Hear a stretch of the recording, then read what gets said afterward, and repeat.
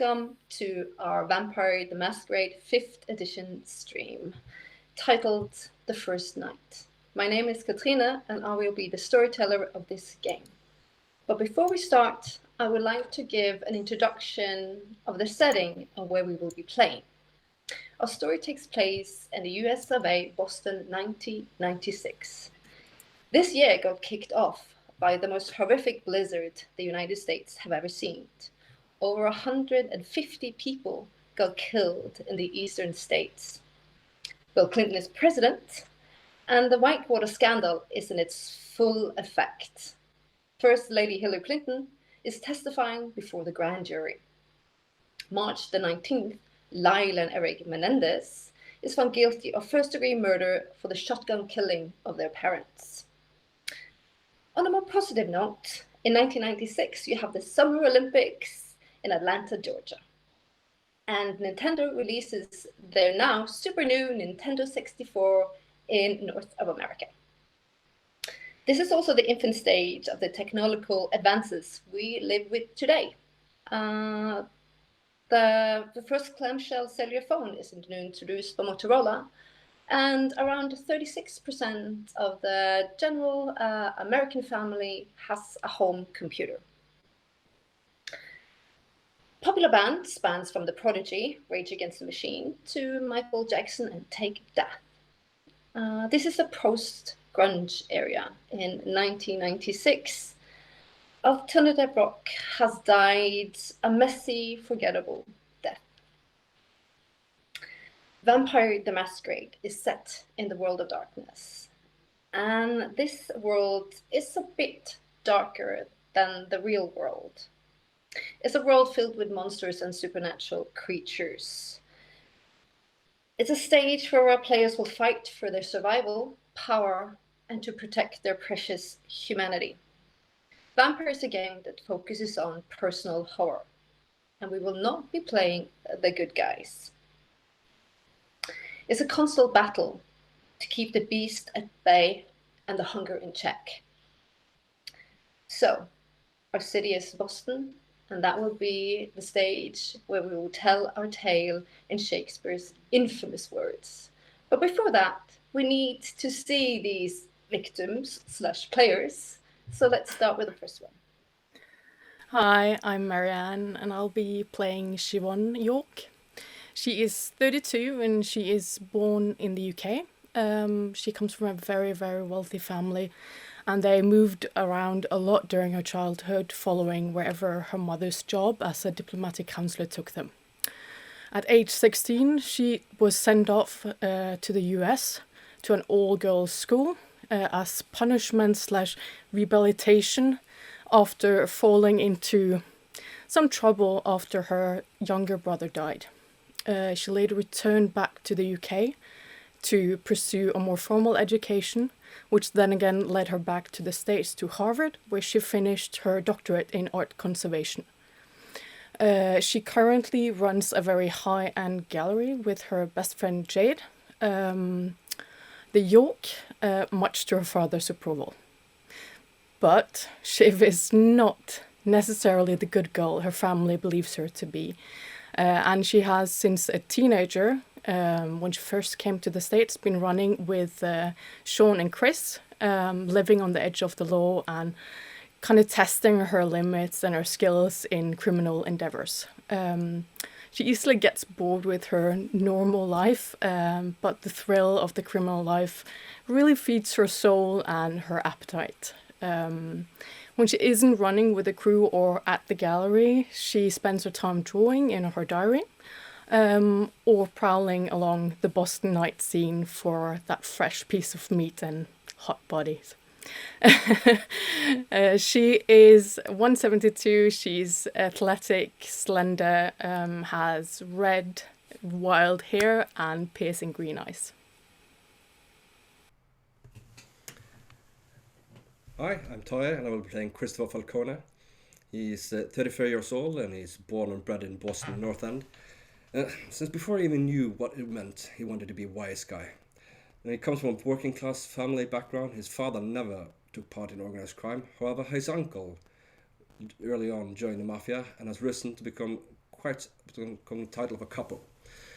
When Christopher was 10, his father was arrested. It turns out he confessed to a double murder, but he never did it. He was a Malinsky, a fall guy who taking the rap for someone else in exchange for money. Christopher's never found out the truth why his father did it, and it's something that still plagues him today, and he tries to find out. Money his family received from this, however, sent him to a private school, but being the kid from the wrong side of the track with a killer for a father wasn't exactly the sort of thing that endeared him to the rest of his classmates. So one day when he's about to get his ass kicked by 3 people, this older guy showed up and helped him out. A guy turned out to be named Sean, who became his best friend, and the two of them remains close friends to this day. They started out doing small-time scores, some heists, some boosting cars, mostly Mickey Mouse stuff, but well, they paid the bills and they suddenly grew into a criminal lifestyle, and all school sort of fell by the wayside. Christopher has not been able to be a made man yet. He's an associate, working with his uncle, kicking money upstairs. But gradually he's begun to have a bit of a question about the lifestyle. The romantic view he had when he was a child has proven to be a bit naive. In the mafia, you're only as good as the next paycheck you're kicking up to the man above you, so it's a constant pressure to earn. And he has learned how to watch, to be patient, to analyze situations and people, and find the edge he can use to secure his position. He's not particularly social man. He's a bit reserved, and he still lives in North End, as does his mother, and his only other blood relative, his sister, moved out as soon as she could. I think that's about it, actually. So, I forgot to describe him. He's about 173 to 174 centimeters tall. He's thin, wiry built, not a very small frame. He's got black hair, which he wears dapperly combed back over, and a rather large nose and a sharp chin. Well, that should be done. Well, my name is Örjan, and I will be playing the role of Sean Dempsey. Sean Dempsey was born in Dublin with a middle finger in the air in the year of 1962 to Mary and James Dempsey. At a young age, the family moved to Boston to pursue a better life. Coming from a working class Dublin family, almost anything seems like a better life. For the Dempseys, it ended quite too fast. Mary and James were killed in a robbery gone wrong, and Sean was taken care of by the local minister, Father O'Toole. He collected money and was able to send Sean to a good school, to a private school. Of course, he didn't fit in there, being born on the poor side of town, and also liking to give people the middle finger. He found himself in quite the amount of fisticuffs, and he started to enjoy that. He actually became almost good at beating up the rich brats. And when he found his friend in Christopher, those two became inseparable. Yeah, stealing cars, doing crime, mostly for the fun of it. Money comes, money goes. It's not important. Sean does this for the fun of it. In this day, he lives in his garage, 100% illegal endeavor, built in a backyard north of the river, where he has quite the collection of things that goes fast. He is around, maybe just short of 180 tall, wiry. He has a sharp skin. he likes to beat up the Nazi punks and the racist motherfuckers. Yeah, you might call him an Antifa, definitely. He's full of tattoos, old school. Not the pretty ones, not the trendy ones, the more like the prisoner ones. He's he's skinhead. He has some really serious chops. Steel gray eyes. His friends, they're his family. The hardcore punks gathered around the Middle East. There is pack. That's where he goes to drink, to listen to music, whatever comes through town. If it's good music, or if it's a good fight, he's there. And he does whatever necessary to keep his family and his pack safe. All right, that is an introduction of our players and of our characters. Before we start, at this point, our players are human and they have just returned after a 3-month stay in Paris with their tail between their legs. This big score that was going to firmly place them on the map has utterly failed. They've been home a mere 3 weeks, licking their wounds and trying to figure out what the hell went wrong. They know their name is in tatters, and there's shame and whispers all over the more sordid and criminal communities. You might say they are eager to prove themselves after, well, we don't speak about Paris, do we? We're going to go directly into the scene. The date is 10th of September, Friday, 1996, 6 o'clock in the evening. And all the characters are at their individual homes and have just basically this day received, I'm not going to say a telegram, but they have been communicated that they are eagerly awaited Bobby Longfinger McCoy's birthday party at the Golden Cock. And they would not miss it because he is and has been one of their loyalist fans and also their criminal handler. But we're going to go in to the scene, 6 o'clock, Boston, Vampire the Masquerade. So this is the night. But Sean? Yeah, I think I'm on the phone with Chris. Of course, if there is a party, he's the first one I call. He's my right-hand man, or I'm his right-hand man. Well, whoever who you ask depends on whoever you ask. So yeah, I call him. Oh, hi Sean. Yeah, you got the message about the party. Yeah, I did. Pick you up. I'll make an appearance. Yeah, that'd be great. Yeah, just got the bug finished. Oh. It's a beauty of a car now. Fast as fuck. Yeah, I'm looking forward to seeing it. Yeah, it's a sweet. Yeah, I'll get ready and pick me up in what, 45? 45. Yeah, if Shiv is coming. I don't know. I can call her. Ma's been hassling me about getting her over to go to Sunday dinner again, so yeah, might as well talk to her about that at the same time. Ah, sweet. I'll call you back.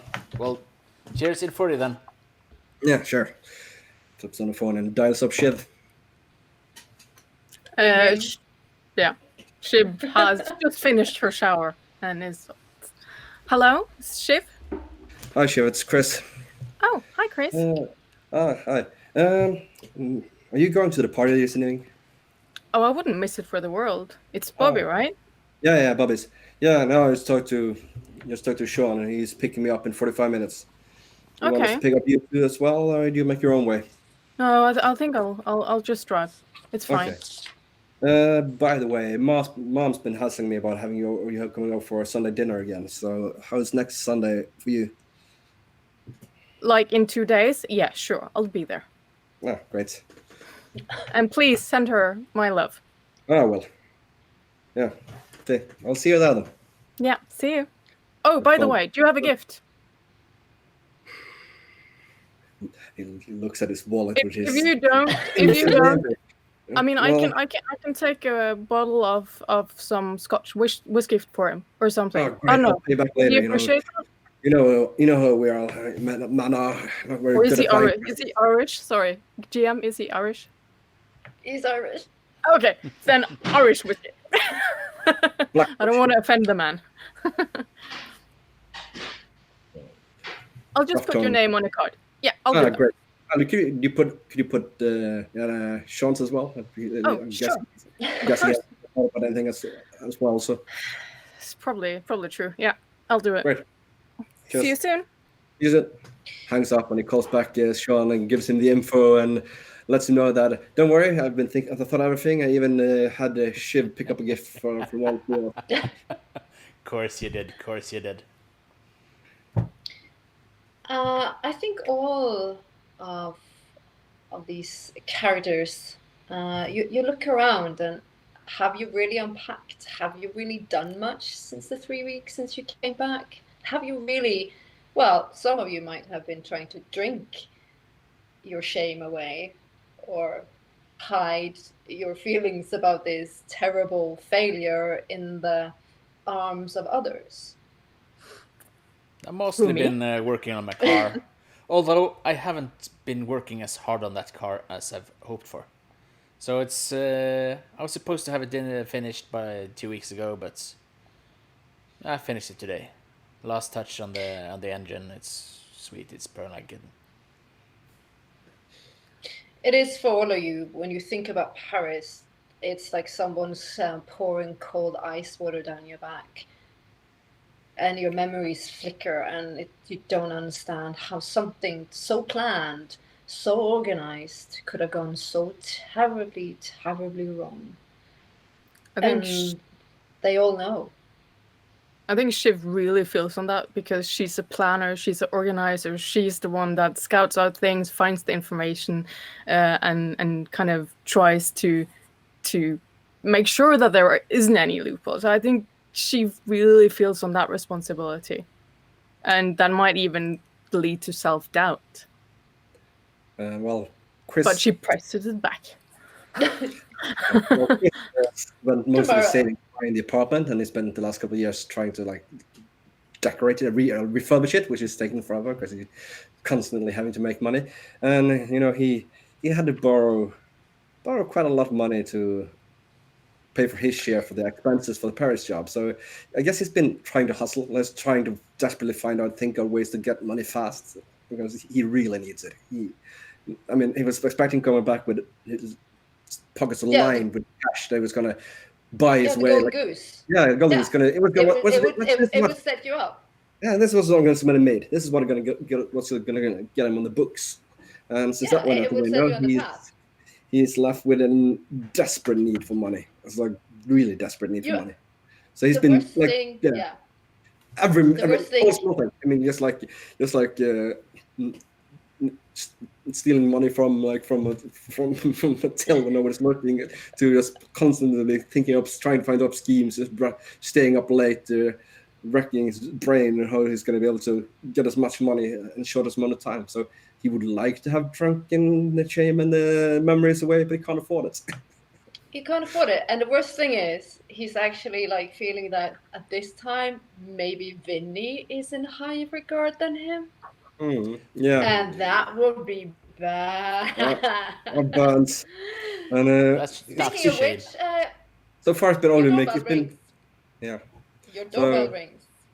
So it's your doorbell. Yeah, it presses the income and you hear cuss. What's up? He releases the intercom button for a second, fucking hell. Not much, just waiting for Sean to pick me up. Come on up. And I busts the dick shit in. Thanks, cuz. About a few minutes later, the door is brutishly opened, and the slim, gangly figure of Vinny Your cousin is standing in the doorframe. His hair Oh, is slicked back. He's got a cigarette hanging out of his mouth. His shirt is way too open. You see all the gold and the cross hanging down into his very oily, hairy cleavage. Some might find him,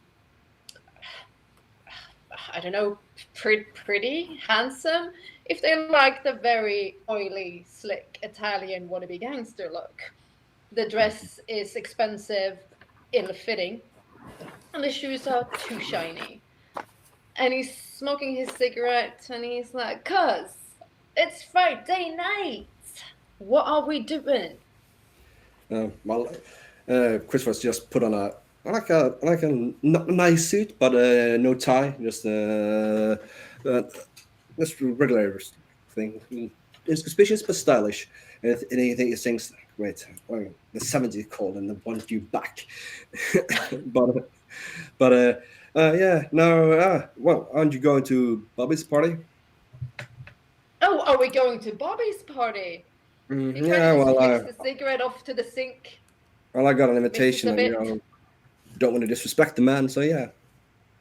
Oh, all right. Well, maybe you got an invitation for two. I'll tag along. Thanks for the invite, cuz.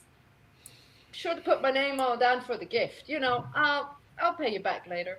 Don't worry about it. Yeah. I'm sure there's gonna be some nice honeys. Some red-headed honeys. Them pearly white honeys. Exactly. Fighting down the urge just to punch him. With a really nice personality. Yeah, sure, Vinny, sure. Okay, but yeah, well, Sean's gonna pick me up, so he's gonna be here in a second now. So why don't we wait for him downstairs? Come on.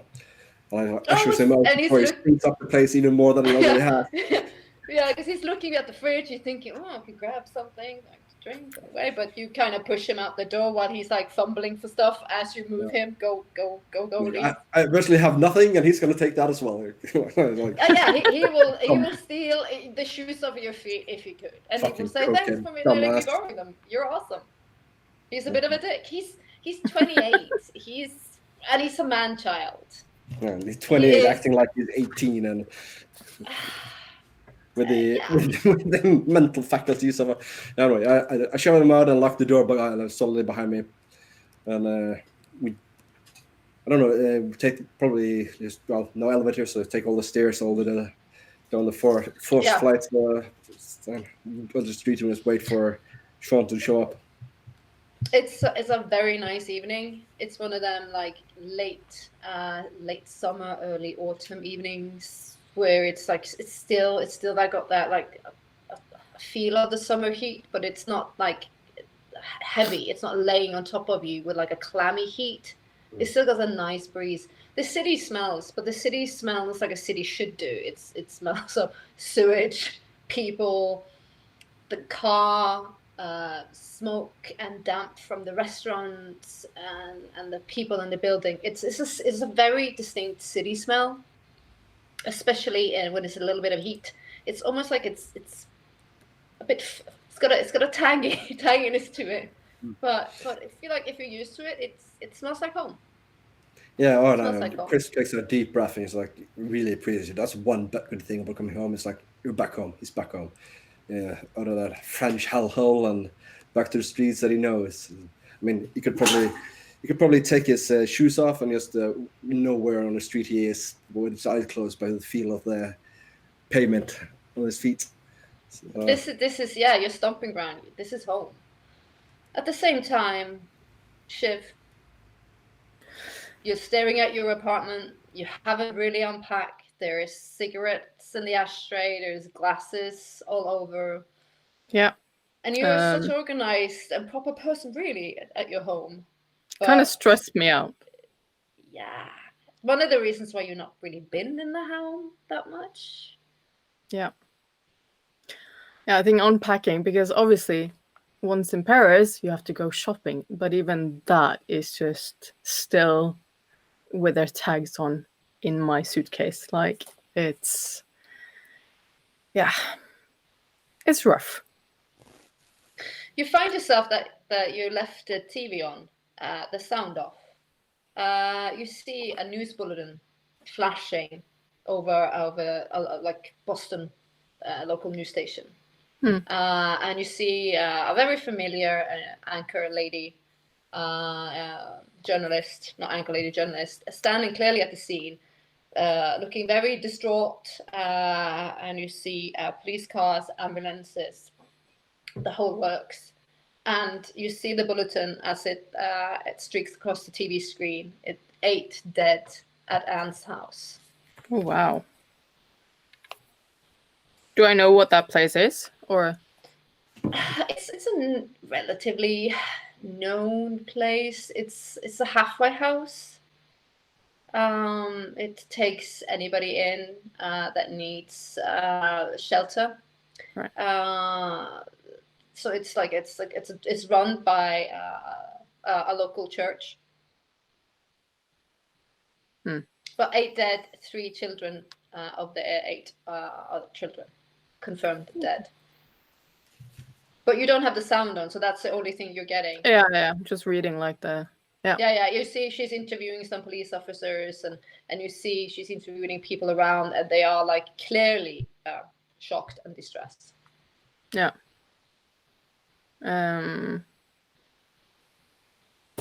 She looks at it, but she's on the time, so I'll go and she's like putting on a dress and some shoes and getting ready to walk out the door and head over to Bobby's. Yeah.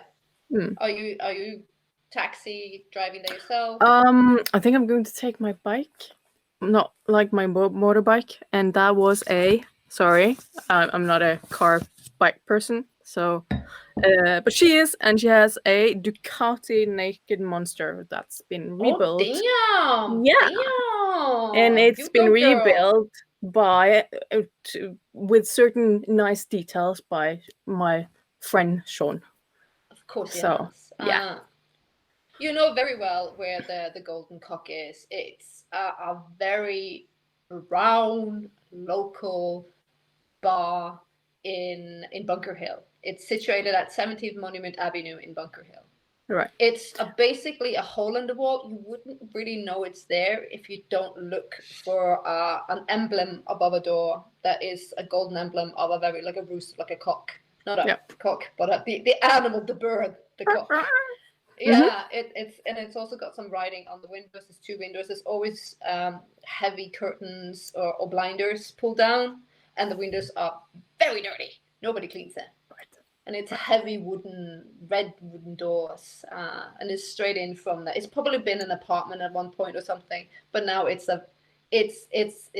Bobby's place. It's his office, if you like. Do I see one of Sean's? Well, what I think Sean would drive. I've heard rumors of a car, but I'm not sure what it's actually driving. Do I see that in the area around? Yeah, I'm gonna say I'm guessing you're there before them. Okay. You could. Yeah. Sure. If you already have you've gone. Again, as I described, it's one of those lovely nights where summer is still kissing the air. But you have a feel of autumn is coming. Some of the leaves are turning. I've dressed appropriately.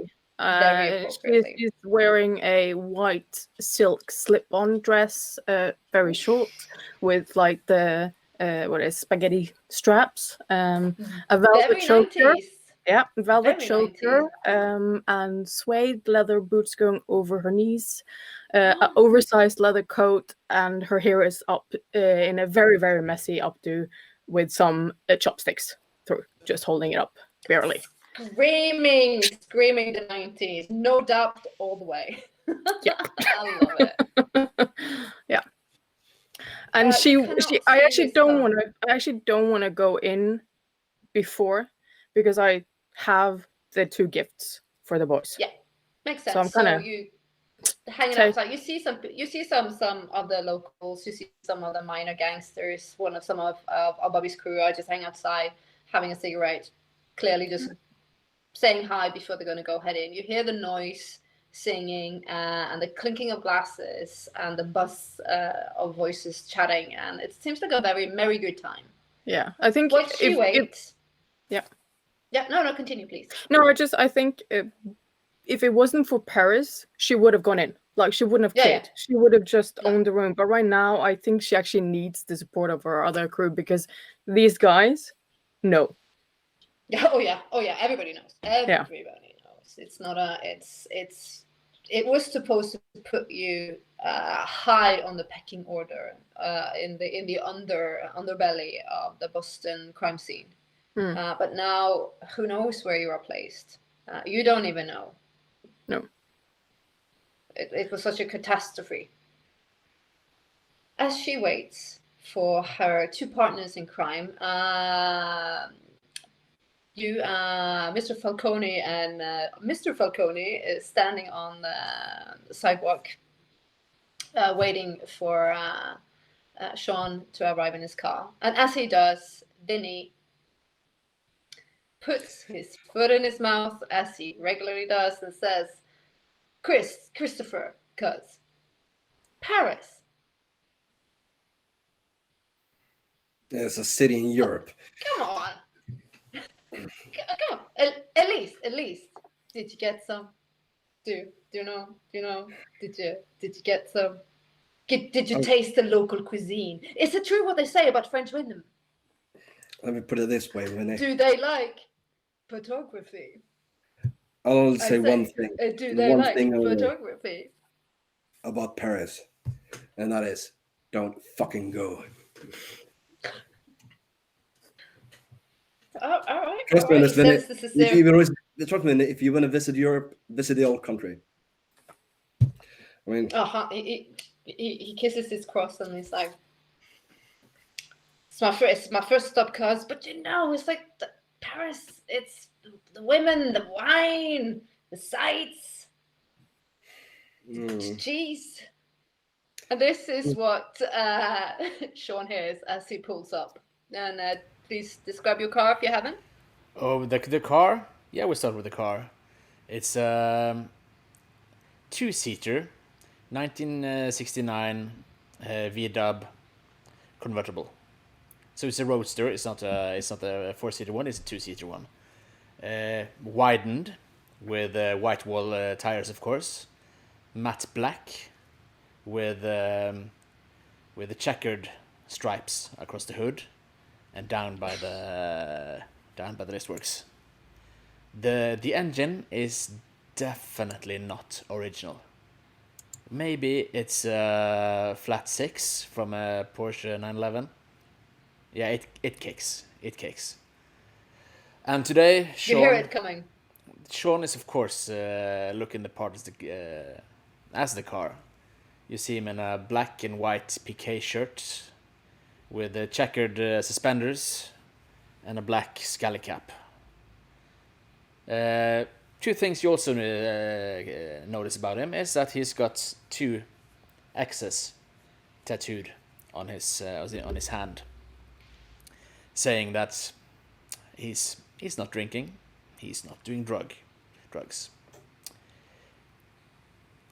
He's a straight edge. And he's looking over at Vinny, and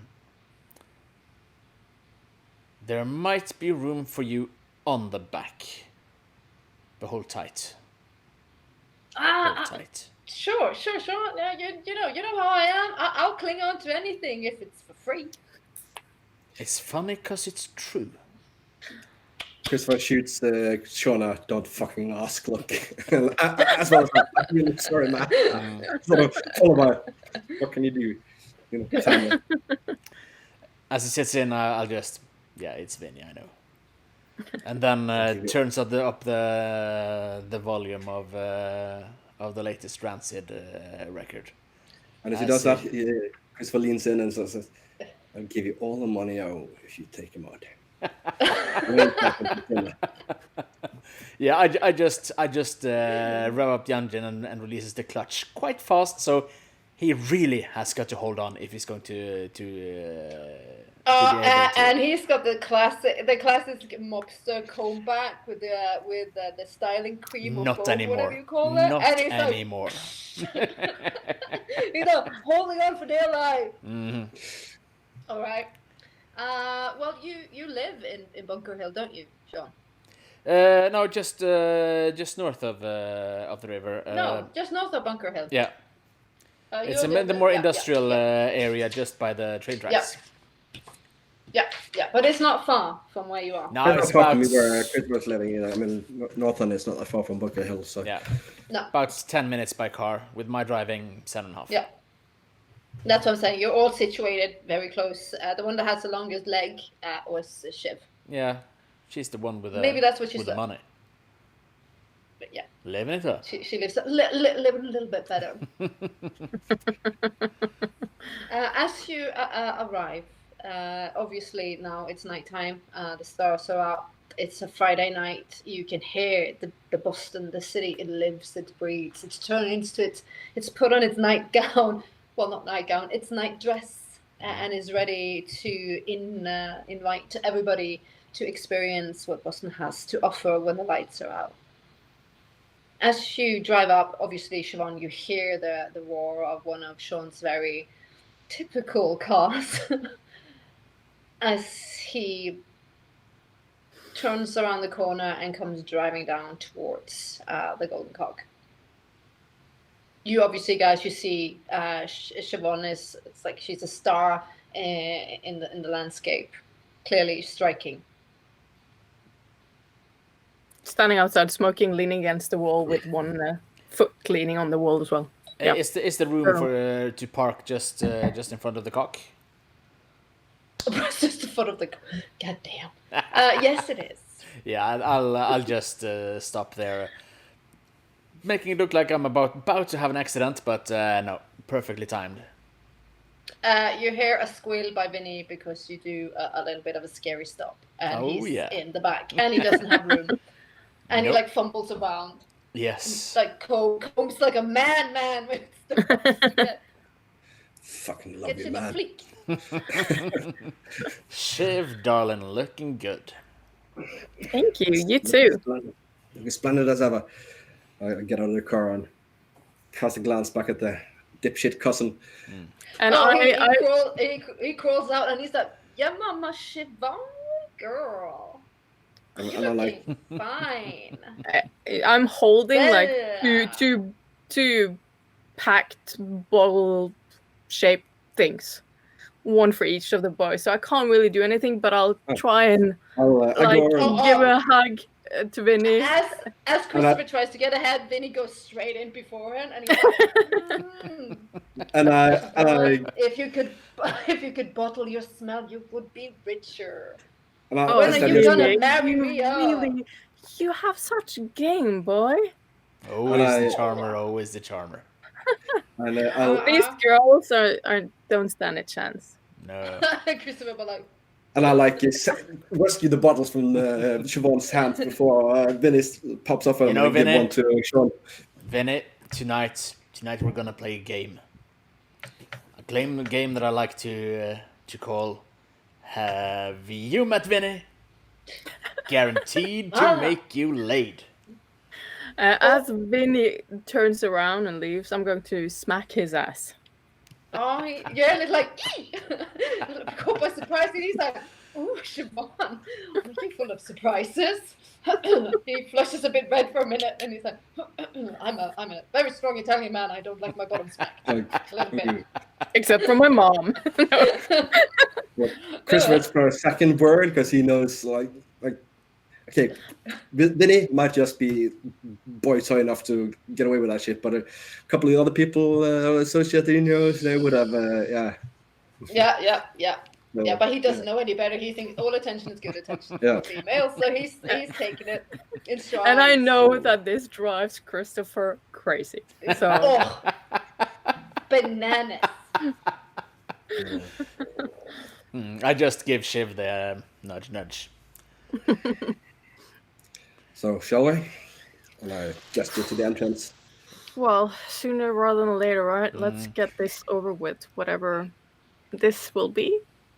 It will be fun, Shiv. It will be fun. I hope so. Or at least it probably lead up to something fun. We need some fun, man, right? You always have such an optimistic attitude. I love you, man. Love you too.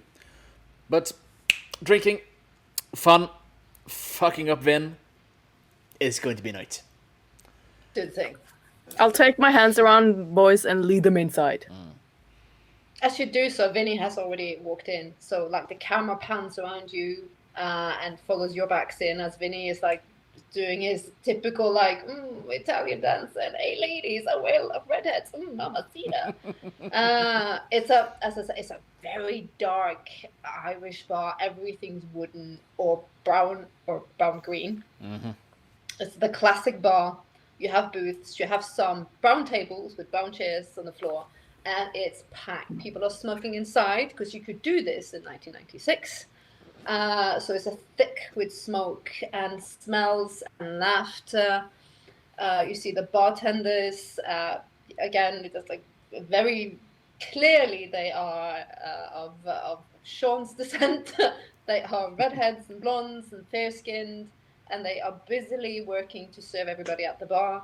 There's young and old. There's affiliated criminals, no mobsters, but they are like of other crime syndicates and families.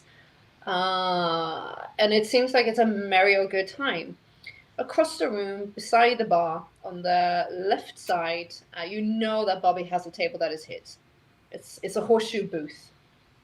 There's stained glass windows around the booth, except where it's open, if that makes sense. It's a captain's table. Yeah? Yeah. So it's private, but not, because it's open towards the bar, but it's like kind of like people can't peek in from the other booth. That's a side of it. You see him, he's talking to people. He's a big fellow. He's got slightly a comb over. He's got a big nose. He's got big cheeks. He's a large fellow. He's not particularly tall. He's only 175 centimeters tall, but he's around 125 kilos, perhaps. He's a fairly large gentleman. He does not have long fingers. He's rotund. He does not have long fingers. They are short and stubby. That's not why he's got his nickname. His short shirt is open. He's got suspenders. He's taken off his jacket. His tie is hanging opened. And he is merry and in good spirits. He's clean shaven. Well, Vinny, on the other hand, he's trying to chatting up the bartenders aggressively. well, should we? I take their attention. You're doing first. What are you doing, Sean? I'll take the attention of the bartender, but just to rescue them and well, I mean, maybe a straight edge, but I won't keep my friends from drinking. So I'll order a white, a whiskey, and something for long fingers. They know what they want. Yeah, the regular. As he does that, Christopher leans in and whispers to Shiv, Shiv, do you know what Italian hell is? This. It's an Irish bar where it's St. Patrick's Day every day of the week. Mixed up with Vinny, I think this is perfect, right? It's brilliant. This is how Irish, two things Irish like, drinking and fighting, so cross his fingers, yeah? Cause we drink and fight. It is one thing though, because Vinny and Christopher stands out like sore thumbs in this landscape. Mm-hmm. And some people are giving them the eye. This is Bobby's party.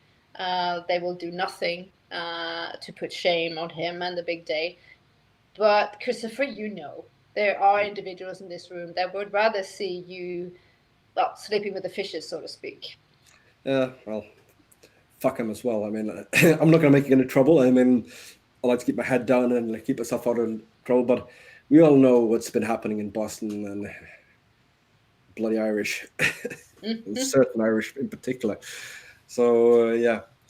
So, but anyway, I'll as soon as he's finished ordering at the bar, I'll thank him for the whiskey, and I said, we'll make our introductions. Nod towards Bobby's table and sort of get us over there. So, yeah, to pay our respects. Lead on, boss. Lead the way. It's a tight crowd in the bar. People are standing basically shoulder to shoulder. People are also waiting to give their respects to Bobby. But the moment he spots you through the landscape, he is giving the gesture to other people to get out of your guys' way, so he can introduce, invite you to his table. You see, whatever he is talking to, he is then asking to leave, like, please excuse. Well, I walk over, like, proper, keeping the whiskey in the left hand and having the right hand free, and I lean in and say, congratulations on your day. And I shake his hand and I put down the gift in front of him. Oh, he takes something. Top shelf, don't know. Top shelf. Yeah.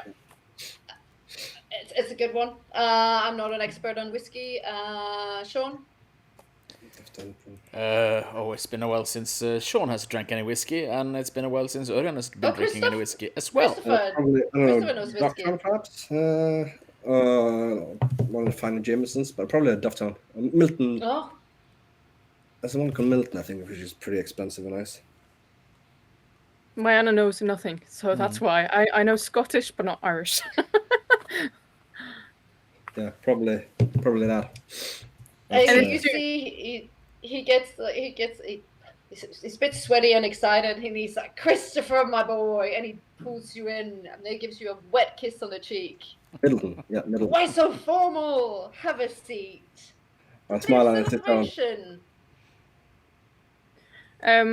Can I sit on Bobby's side? Of course you can. Yeah, that's what I'm going to do. I'm going to sit next to him and just lean in and put my hand around him and give him a kiss on his cheek. Congratulations, Day. Oh, Siobhan, my sweet. It gives you a kiss on the hand. Oh, I have missed you too. You're such a sight for these sore old eyes. You do really bright up the room. I'm happy to be here, Bobby. Anything for you. And I'll pick up a little gift that's wrapped, and I'll hand it over to him. Oh, you shouldn't have, but you should. But you shouldn't have. I really should, shouldn't I? And he opens it up. And it's a tie in his favorite colors and a little engraved tie, clip thing. Okay. Because I'm a planner. I knew he had it for his birthday. You say he gets a little bit teary-eyed, and he gives you a wet kiss on the cheek, and he pats you like, such a good girl, Siobhan. You're such a good girl. Well, someone has to take care of you, right? Oh, he's like, you stop it now. He's getting... And then his attention falls on Sean. Mr. Bossman. Top of the morning. My boy. Have a seat. Have they offered you tea or coffee or whatever else? I got my coffee. Fancy. Don't worry about that. Thank you so much for the gift, all of you. I appreciate it. I have been meaning to talk with you for a bit. It's been a minute since you returned. Yeah, and we lack fun. Yes, and your name has been dragged to the mud a bit, Sean. Yeah.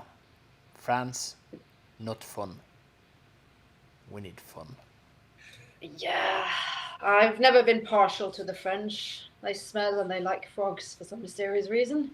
It's not my cup of tea, so to speak. And the Have cheese. You tasted it, Bobby? I would never put that in my mouth, Siobhan. Really. But you are kind of laying with broken backs, dear friends.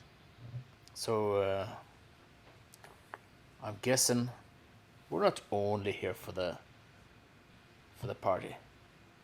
I'm guessing we're also here for the... You maybe have some fun for us.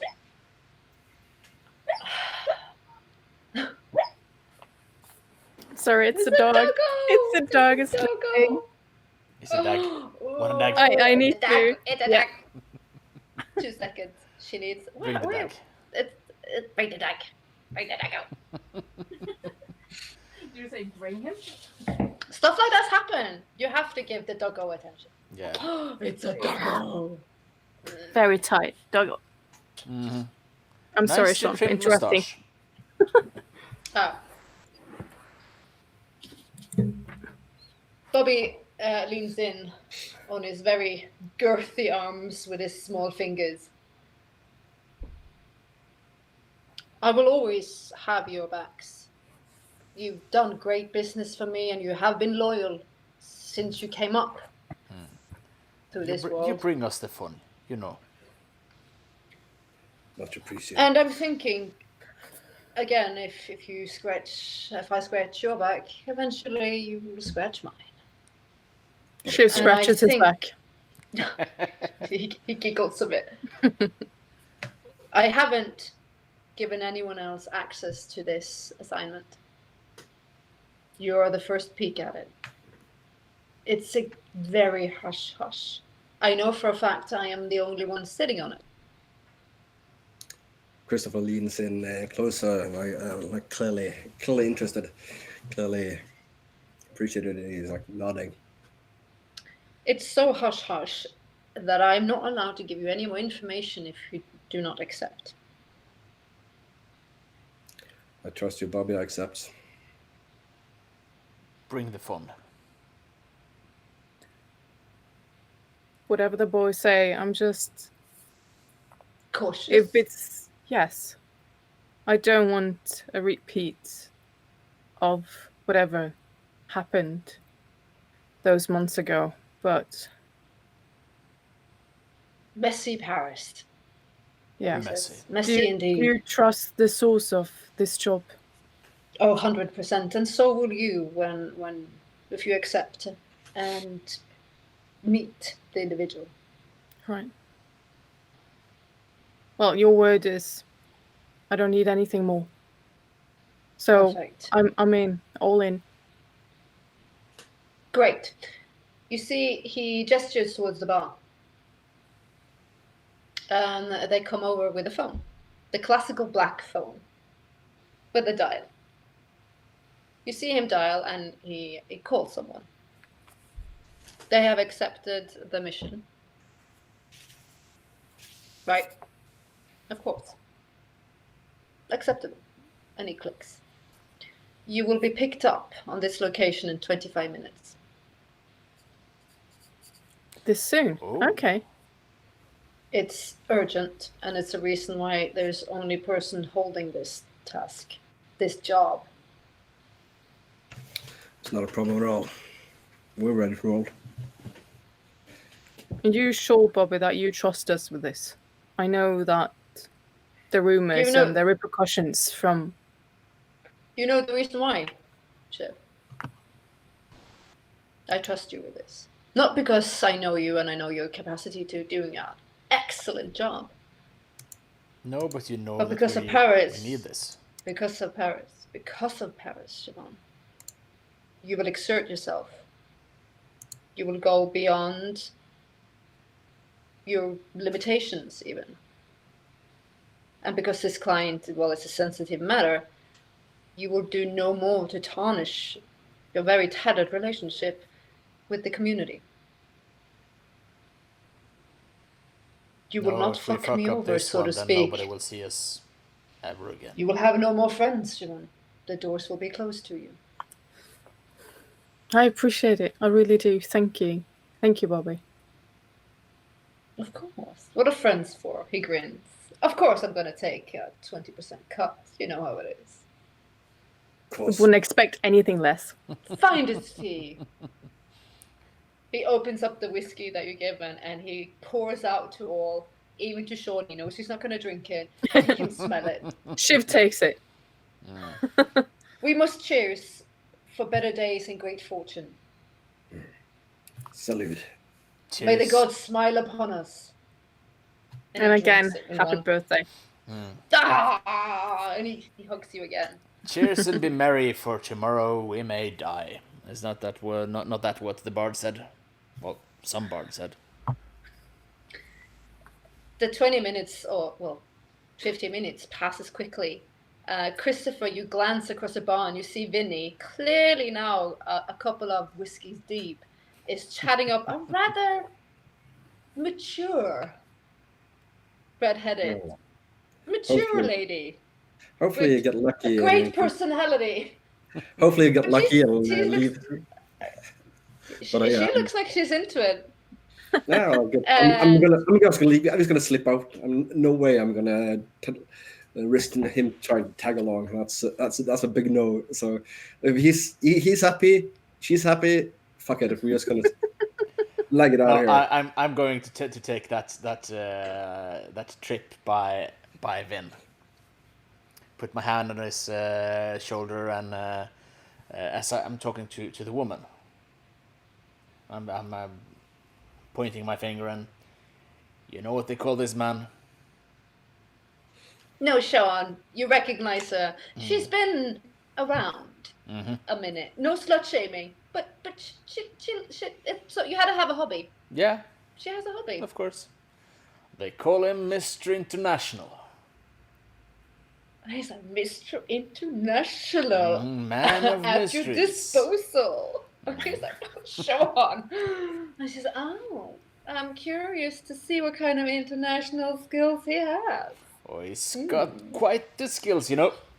And I pat his back and I walk off. You see, she grabs him and they make out like the awkward making out that you don't want to see people do in public.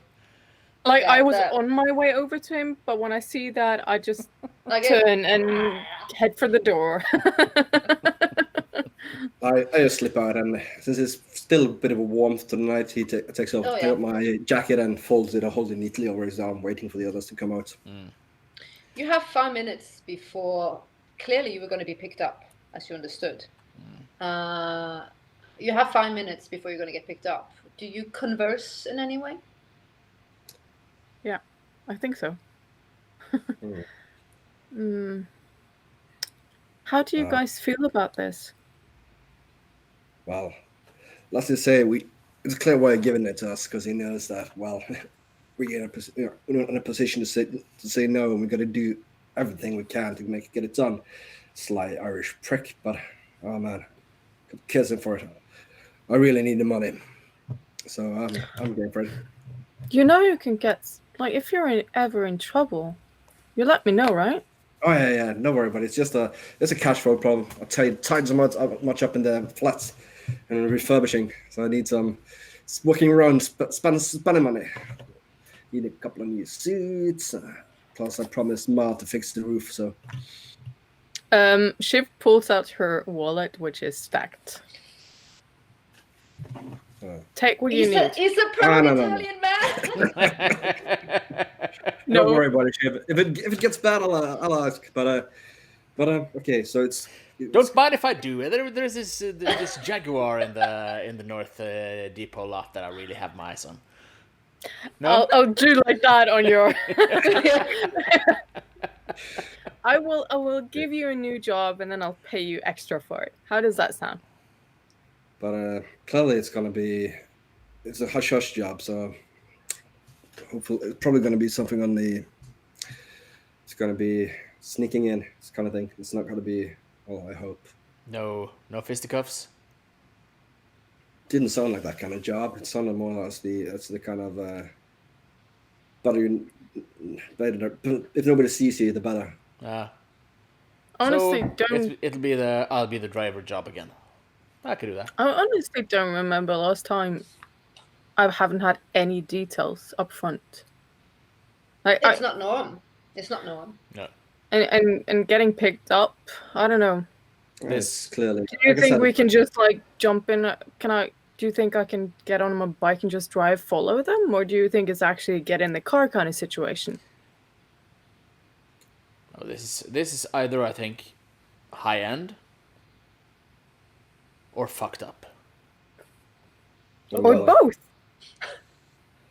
At least we know. At least we know they're not going to be taken out. No way they'd risk taking out 3 people at one time. So. No. But I'm telling you, if this had come up solo, I would not have been getting in that car. No fucking way. Nope. I don't know what I would have done. As you three contemplate what you would have done if you were there alone, getting into a strange car with no information on who, where, and what. A black town car, a BMW, comes around the curb. Like a sleek panther in the night. It glides slowly, and it's an executive edition. Could be worse. Could be a French car. Could have been. And as you stare at it, we're going to do our first break of the evening. So we can stretch a bit, use bathroom, get some new drink, do what you need doing, and we'll be back in just a few. Sweet.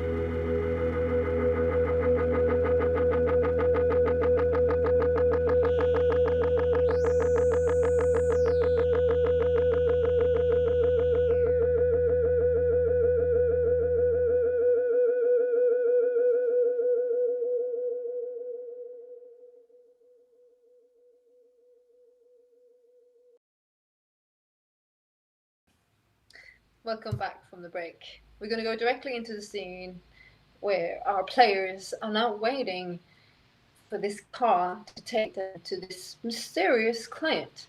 We're going to go directly into the scene. The black town car stops in front of you. The windows are tinted black. Walk up to it.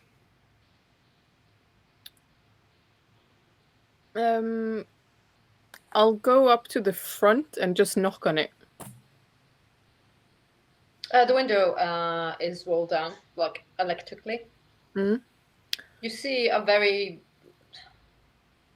generic driver, driving hat, white gloves. And he's not really giving you any clear gesture. He's just giving you a slant gaze. He looks like he's 50, 60 somewhere. Clean shaven, greyish hair. Excuse me. Do you know? Do I have to get in the car? Or can I just follow on my bike? You have to get in the car, miss. Okay. Thank you.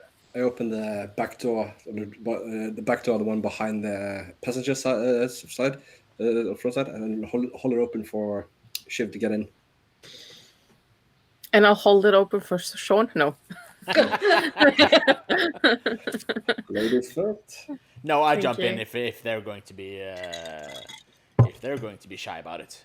I'm not going to be shy. We're going to be chivalrous and hold the door for the lady. And then I'm going to get in. It's a fairly spacious car. I mean, though you're three in the back seat. It's, like I said, it's an executive edition, so it's very spacious. All the bells and whistles when it comes to fineries in this town car.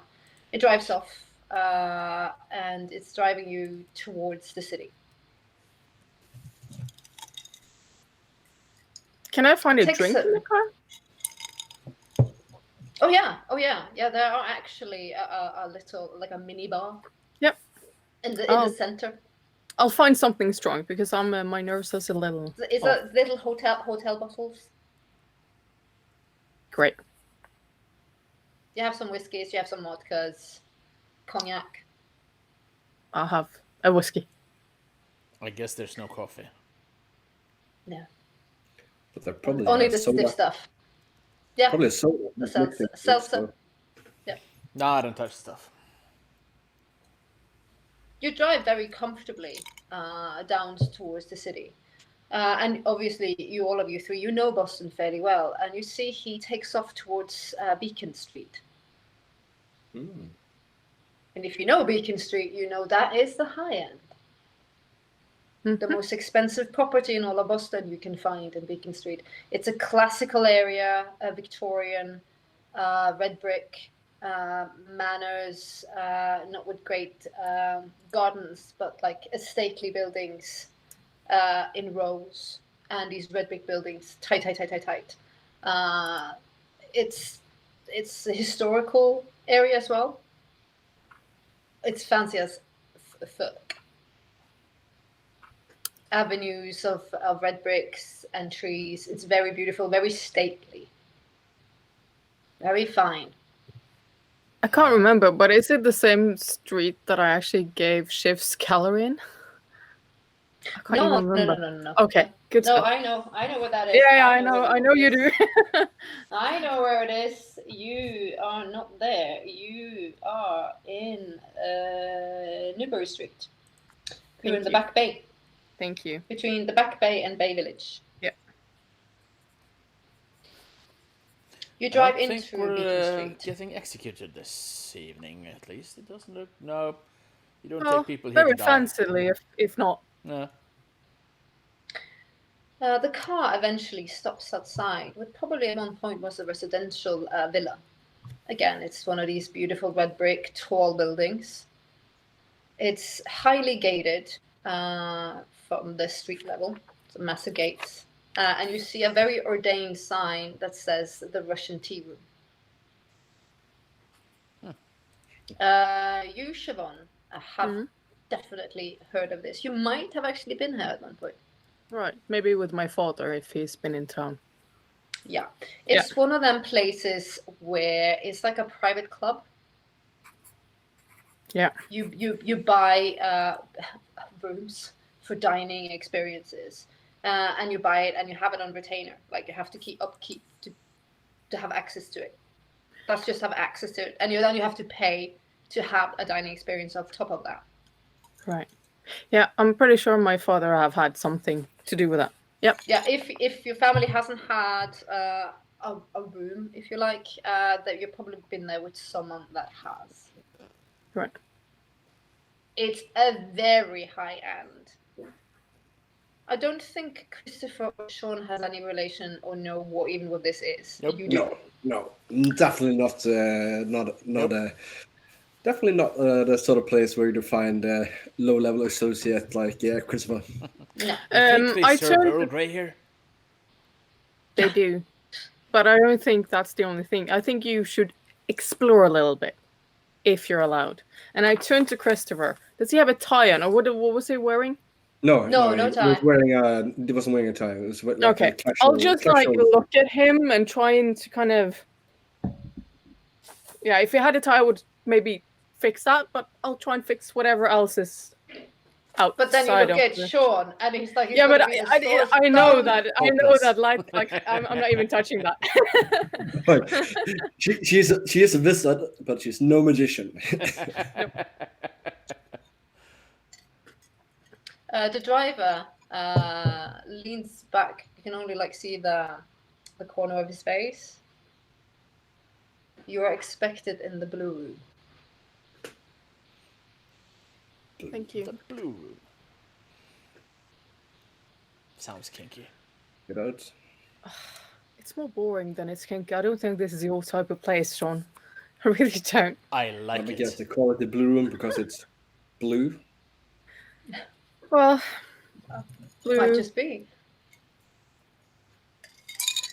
Here, the air smells differently than down in the gutters of Boston. It's a fresher smell. You smell the late summer and the early fall. It's on a hill. You have a slight breeze, and it's like all the grit and the excitement is down there, and now you are like in the tower looking down at the commoners, so to speak. This smells like Shiv when she's trying to be thank normal. you. I think I agree. This is how I imagine Shiv's parents' place looks like. You see, Maybe the, on a small side. A little smaller, yeah, but you see the entrance to the building before you get up to these classical steps up to beautiful double doors in white, because it's gated, black fence, again, like more Victorian fencing. There's a buzzer. I'll go over and I'll hit the buzzer. You hear, good evening. How may I help you? Good evening. This is Miss York, and I'm the party of 3, and we are invited to the blue room. It goes silent. You hear like a sound for a second. Of course, miss. And you hear the buzz of the gate clicking open. Please enter. We will show you immediately. And I'm sorry if I'm taking the lead here, but I'm guessing. It's your kind of place. I normally maybe Chris Macho mafioso side would take offense, but right now he's more like he's more preoccupied by his brain racking. Okay, why on earth would someone here want a kind of expertise like this? Where is this leading? Yeah, exactly. He's kind of like he's mapping out the possible angles and all that. So he's sort of busy. I'm thinking that there is maybe one place it's worse to be Irish, and that's in Little Italy. Yeah. Around you, there is late summer roses still blooming in the garden, taking up in beautifully brick-laid pathway up to clearly its old marble steps to these great, beautiful white doors that are arched. You see in the windows on this red brick, they are all stained glass windows. As far as you can see, it's probably 4 or 5 stories tall. It's large. Yeah, Nifty. definitely reminds me of home. You got boys ready? Nope. Yep. Let's go. You probably know where the blue room is, don't all? Well, I don't think I need to. Pretty sure someone will show us. So please, You- if you want to lead. I'll walk. I will walk it. I'll start walking in the general direction. Trying to look You competent. have the sweet smell of the roses as you ascend into the doors that will lead you into this great estate. The doors are open. Walking. You come into more like a Victorian foyer. In the middle of the room, there's a large marble table ordained with lions' heads and feet. On top of it is a beautifully orchestrated flower decoration with lilies and roses and all sorts of flowers you never even heard of. There's a great mirror. There's something that looks like a cloakroom, a small bar, and then you have like a maitre d'. There's a gentleman and there's a lady, and they're very perfectly dressed for such an establishment. They're all both in black. He's more like a classical butler attire. He nods very graciously.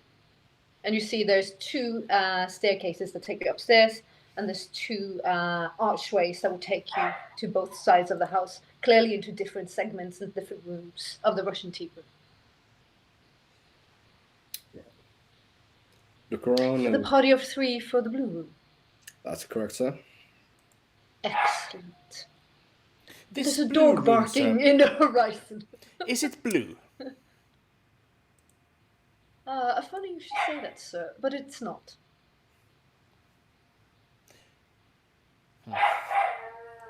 Rich people. Is that your dog? I have no clue what is going on. He is usually quiet. Can you give me 1 minute? I'm so Of sorry. course. I'm so sorry. Doggo. Again? This It's never always happens.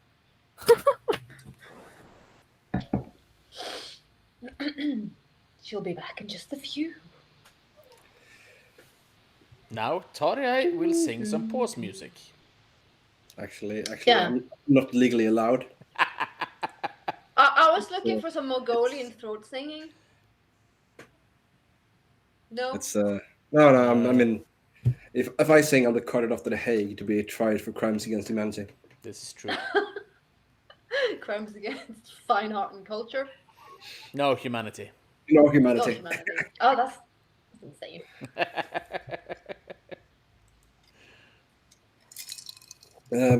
It's just gonna take this opportunity to give a little bit. Chris is gonna like scan the room, the places, and he's gonna count the steps to where they're walking. So like he knows where the access is, knows how long it's gonna take him to get there. Just in case Sean commits some sort of social faux pas. That is. No, I'm more looking for things to nick. It's a very expensive. There's some. Well, you can't nick it, but there's a massive crystal chandelier hanging also here in the foyer. I mean, I think me and Sean is kind of like it's like automatically going into case mode. Like, okay, if we're gonna come in here, what would the best possible way to get in? Grab all the valuables would easily be letting it hand like complete. Yeah. So I'm gone for a minute and you already start like casing the place? place. Yeah, of course. Of course. My boys. Now I'm looking for the paintings. What might be the values of those? And looking at that window. Yeah, Siobhan, you don't even have to roll on it. These are original classic pieces, late 18th century. Right. Yeah. Beautiful. Don't you even think about it, Sean. Me? He's thinking about it. Why? Yep. I know. Why The you maitre d' always takes pursue you. me? The maitre d' takes you off to the left through again a beautiful hall, because clearly this house has been rebuilt into smaller rooms for private dining experiences. and he walks all the way into the back of this first floor on the left side. He stops by beautifully ordained doors. They have glass stained windows in them. It looks like it's depicting a white stag and a blue maiden. Is that like a historical? Well, not historical, but literal reference? You're unsure because it's a Russian tea room. It could be a Russian folklore. Okay. I don't know what I'm writing it down, but I am. Take some notes. He elegantly knocks on the door and opens it ajar, just a tid for you. And then he steps back, and clearly he waits outside. I'll walk in. Just a tiny little side thing. Since Shiv noted me as being the person who might steal something here, I'm actually going to try to steal something from her. As we walk into the room, holy shit. Yeah. All right. Okay, dices. It's Dex larceny, right? First roll of the evening. Do you want to? It can be contested if she wants to notice it. I want to notice it, for sure. Okay. I know what Then I'll do if I notice it, but I want to notice it. Wits larceny to catch it. Yeah, okay. You had 3 successes. Mm-hmm. You need 3 or more to catch it. So I have a 7. What is the success? Is that over 6 or? It's not numbered. You haven't bought these ones. But I'm not using those dices. I'm using regular dices. No. I will because I okay. Yeah. Sure. These ones. Yeah, I have them. I just had. But so the reds are the hunger dices, right? Yeah. That you take away for the minute. We only need the black ones for now. Yeah. We ain't hungry. No. And a success is an unk. Okay, 1, 2, 3. And what is the? Sorry, I just had a wrong. What is 4? And I have one with 2, like stars. Oh, I don't know. That's a possibility that if you have. So 1, 2, 3, 4 plus the 10 successes. She notices. Yeah. You notice him trying to go into. But I'm not going to do anything. I will allow him. Yeah, so I take her bike keys. You dirty bastard. Mm-hmm. He's being sneaky. All right, I'm gonna paint the scene for you. Whoever's walking first, I don't know if you walk because it's rather small. Chris will probably walk in first. Yeah, and I'm behind Shiv, of course. If you know anything about art, well, Siobhan will. All of us, it looks like a Botticelli painting for a minute. There's a beautiful lady with icy blonde hair, dressed in a white silk shirt, something that looks like a mink fur, slightly draped off her shoulder, white elegant pearls, slight smaller pearl in her ear. Extremely elegant makeup. It's not overdone. It's not too little. It's just exactly how she should be painted. She's striking, beautiful. It's almost her now. Yeah, it's almost like looking at water covered in vanilla. She is beautiful. Wow. And she looks very elegant towards a male. And he's got a very Greek nose. His features are very chiseled. His eyes are, as hers, very deep and intense. Hers are very icy blue. His is a bit darker. He's got almost black brownish hair and these beautiful Botticelli angel curls. He's wearing a white shirt with a leather jacket over, and he's almost like leaning in, almost like there for a minute they were still in conversation, like a Botticelli painting where these people in the woods are like dancing and caressing each other. It looks like an intimate moment that you immediately walked in on. Right. The light is weird because it comes almost like the moonlight comes through a stained glass window behind them. The room is fairly small. There are beautiful paintings painted on the wall and white leather couches around a beautiful table. There's a centerpiece of flowers. There's white linen cloth of the most exquisite, count, Egyptian cotton. Yeah. Thread count. There's a bottle of champagne and glasses, and they're sitting there, and they look like almost like you walked in on a moment. They are striking.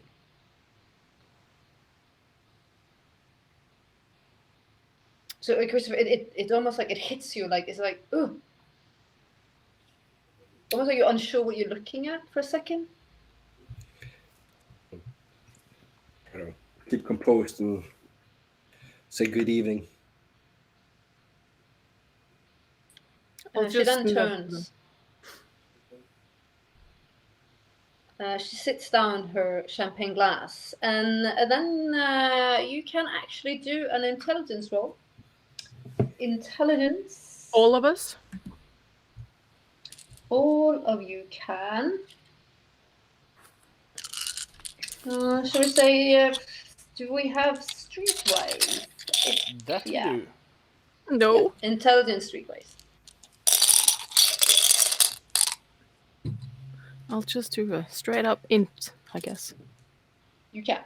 The difficulty is about a 1, because 3. it's easy. 3. 2 successes. Yeah, this is super easy. All of you go like, oh shit.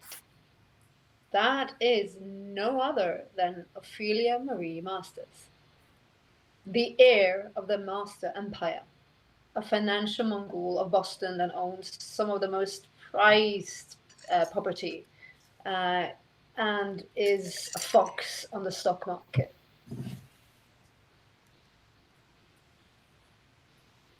Okay. I guess we know. She's known. She's in the newspaper. She's known. I'm not saying this out loud, but I'm thinking to myself, I guess this is why it was so hush-hush. I dot my hat at you, Miss Masters. Sean says. Thank you, sir, she says, her voice cool like a breeze without any deep emotion. The gentleman beside her, if you want to call him that, looks at you three with a peering glaze that almost feels uncomfortable. Like there's a nervousness to it.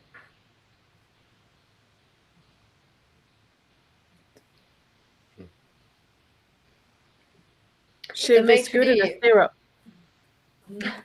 Asks in a language that none of you speak, and she answers, can I offer you anything to eat and drink besides the dumpling on the table? I'm fine, thank you, miss. Yeah, it's nothing for me. Thank you for offering. I wouldn't mind an iced tea, since you so clearly offer. Of course. No sugar, please. Of course. Of course, sir. I'll be... Oh, just a moment. And he shuts the door very elegantly with his white gloves. The room smells of faint perfume. Hers? Not uncomfortable. It's a mixture of senses. It's not overpowering. It's pleasant. She sits like a perfectly decorated ice queen. He shifts a bit. Again, his eyes dot from all three of you.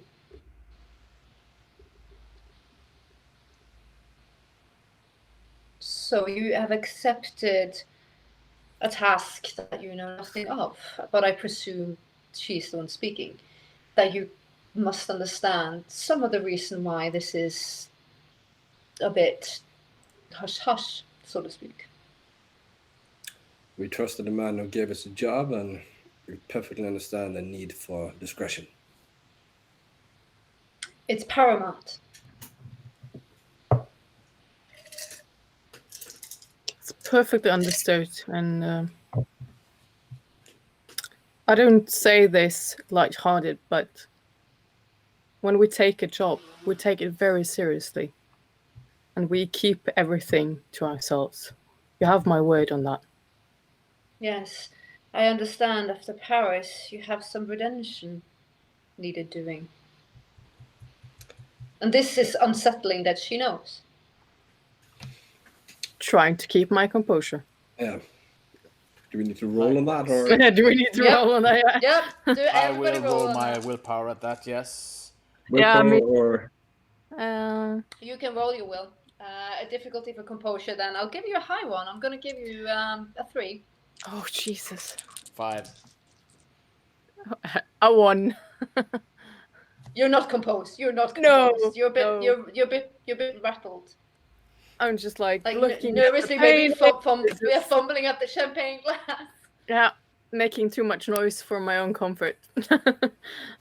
I'm putting my hand on Shiv's shoulder. Just 4 a second. successes, actually. You boys, you are cool as cucumbers. You're not worried about it one iota. As Shiv fumbles a bit, almost like she wants to straight up the linen for a second, she bumps the champagne glass. As she does that, you see this male that hasn't introduced himself grab the glass. Quick. Like really Not quickly? Naturally quick, but quick. Mammal reflexes. And for a second, he lets his fingers graze Shiv's fingers before he sets it still. I do apologize. I'm so sorry. I don't know what comes over me, but I think, as you said, Paris is still very much on my mind, and I honestly wish you didn't know. But if we're going to build trust, I guess you should know. Because there's a lot of things going to happen at the same time. As Siobhan says this, a bit startled by, because you could feel his fingers doing that. It felt intimate and weird for a second. Why would he do that? We don't know each other. Mm-mm. You boys, which are cool, come elected. For a second, you see her eyes dot and they widen as she looks at the man beside her, and then they calm again, like nothing happened. Flash of we'll try and Almost you're a man. You I mean, I am a jealousy gorgeous woman. Yeah. yeah, well, you know, if he notices that, if Chris notices that, it's like a bit of a flash of an impulse of wanting to flat out duck the guy. Well, you know, messing with what, for all intents and purposes, Chris feels is his sister. That's shit named in front of him. That's not respect. But he instead he just calmly says, "Well, nothing is certain in our kind of business." So, but Paris was definitely an aberration. And something I that will not understand happen that. again. No, failure is not an option, and that's why you three are sitting here. Because you have everything to lose and everything to gain. You're perfect. You mean desperate? The room is weird and cold. Desperate. Desperate is a dirty word, Mr. Dempsey. It's bitter in the mouth, and I don't appreciate it. Redemption is better suited.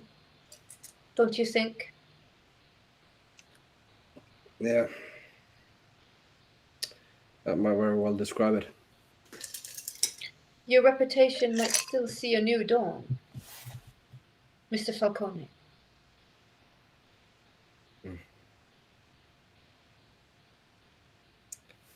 Well, that would surely be nice. And he gives a bit of a smile. So, now that we've made the introduction and we've said we accept the job, perhaps it's time to discuss some of the particulars. It is indeed. Aiden, dear, will you please? He reaches down to the leather seat beside him and he takes up a manila envelope and lays on the table. Unless you do it first. Well, you're probably closer because you put down your champagne on the table, so you're probably close to the table, so you'd probably beat him to it. As you do so, actually, then Sean knows why it's called the Blue Room. because of the stained glass window, it only depicts the scene with the lady in blue and the white stallion. When the light comes in, the room turns to a cold hue of blue. Oh. It's almost like he shivers a bit when he discovers this. It's unnerving. This room feels unnerving for you. It also makes you feel like you can smell stuff a little bit better. You feel like you can smell the flowers and the champagne and the bubbles. You almost like you can hear them pop in the glass. You feel your heart palpitating, race a bit.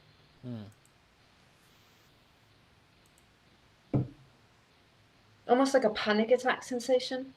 It's strange for a second. You can see him clenching his fists. Knuckles getting white. And he takes a deep breath. It's fleeting. It leaves you just as quickly as it landed in you. Strange, unnerving. But you sense this is like the seriousness of the situation. It's not a time to freak out.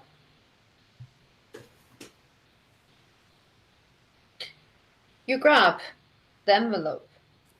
Yeah. Yeah. You open it. Yeah. Within it, you take out, as you have been given, which is the picture of a mansion and the blueprints. And also there's something written there. Right. I'm just looking at.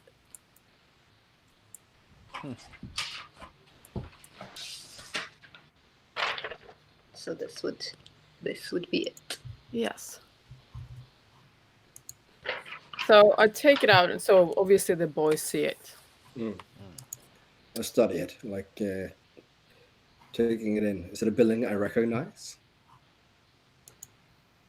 I don't think you've been in this area of Boston that much, but you know of it. There is an area that has extensively beautiful buildings. I will find that for you, the address. Give me a second, because I got a gazillion maps. Because that's how I roll. I got my maps. Rockview Street. Come again? Rockview Street. Rockview Street. Yes. It's placed in Jamaica Plain, close to Roxbury, Nubian Square, and Mission Hill. It's also close to Franklin Park Zoo. It's villas. It's expensive. Yeah. It's Beacon Street, but if you want grounds. Definitely.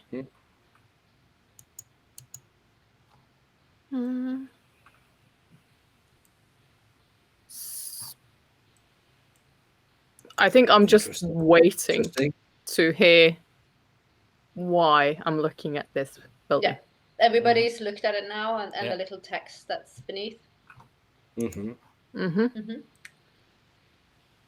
I need you to retrieve something from a safe on the second floor.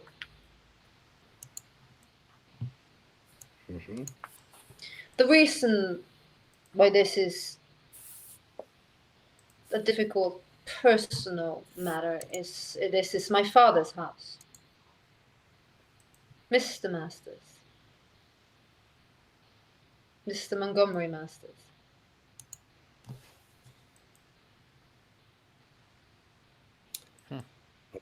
Suddenly I understand why I must do this discreet. Under no circumstances may he know that I want to know what's in that safe.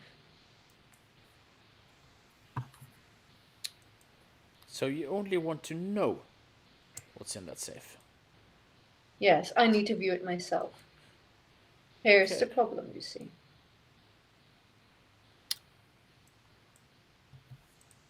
Oh, Well. no problem.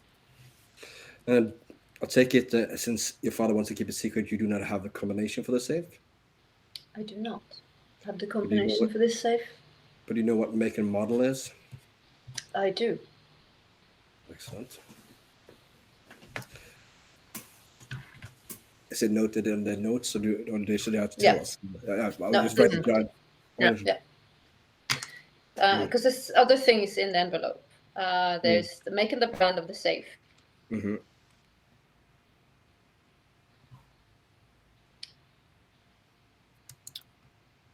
This Sunday,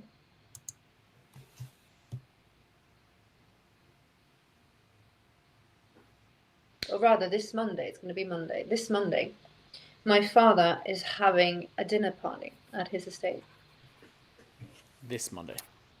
As in 3 This days. Monday, Hence. as in 3 days. That's not a very... That's not a lot of time to plan. No, Oh. it's like being a cat on a hot tin roof. So you would Dempsey. rather have us do it while there's a party there? It's the only chance, because that's the only time there will be allowed other individuals onto the property for the foreseeable future. And I need to know this as soon as possible. Time is of the essence. No, that's fine. And I do not have a lot of it. A lot of people. Most people are going to be confined to the dining area on the first floor. Easy to slip up. You don't have to deal with that amount of electronic security. No, I can only give you a limited guest list. I will be there. So will Mr. Price. And how many guests will be there 50. apart from 50. what you will provide is 50? Right. 50. And the safe is on what floor? Second floor. Second floor. Right. I'm going to assume either in Mr. Master office or Mr. Master bedroom. Do you know which of the rooms? It's in his office. Okay, small access, windows. Situated over the lounge. Will the party mainly take place in the dining room, or will the lounge be used? His second floor, and as I've stated in the notes, the other areas are absolutely off limits. I'm giving you the schematics of the first and second because I think we will need that. But the rest is none of your concern. And there will be a catering company providing food and drinks for the guests. My dear father has proprietors the services of Royal Blue Catering Company. Ah, excellent. I've used them myself. They're quite good. Okay. Security is private. Is there anything, because I'm thinking we don't just walk straight up to the second floor, we should have a distraction of some sort, maybe something that will clear out the entire building. Do we... That's why you are here. I mean, I have an idea already, but I don't know if... I would actually like to confer with my colleagues before giving you an option that... No, this reminds me of a thing we did in high school, actually. Remember when I will do like a very subtle elbow in the ribs.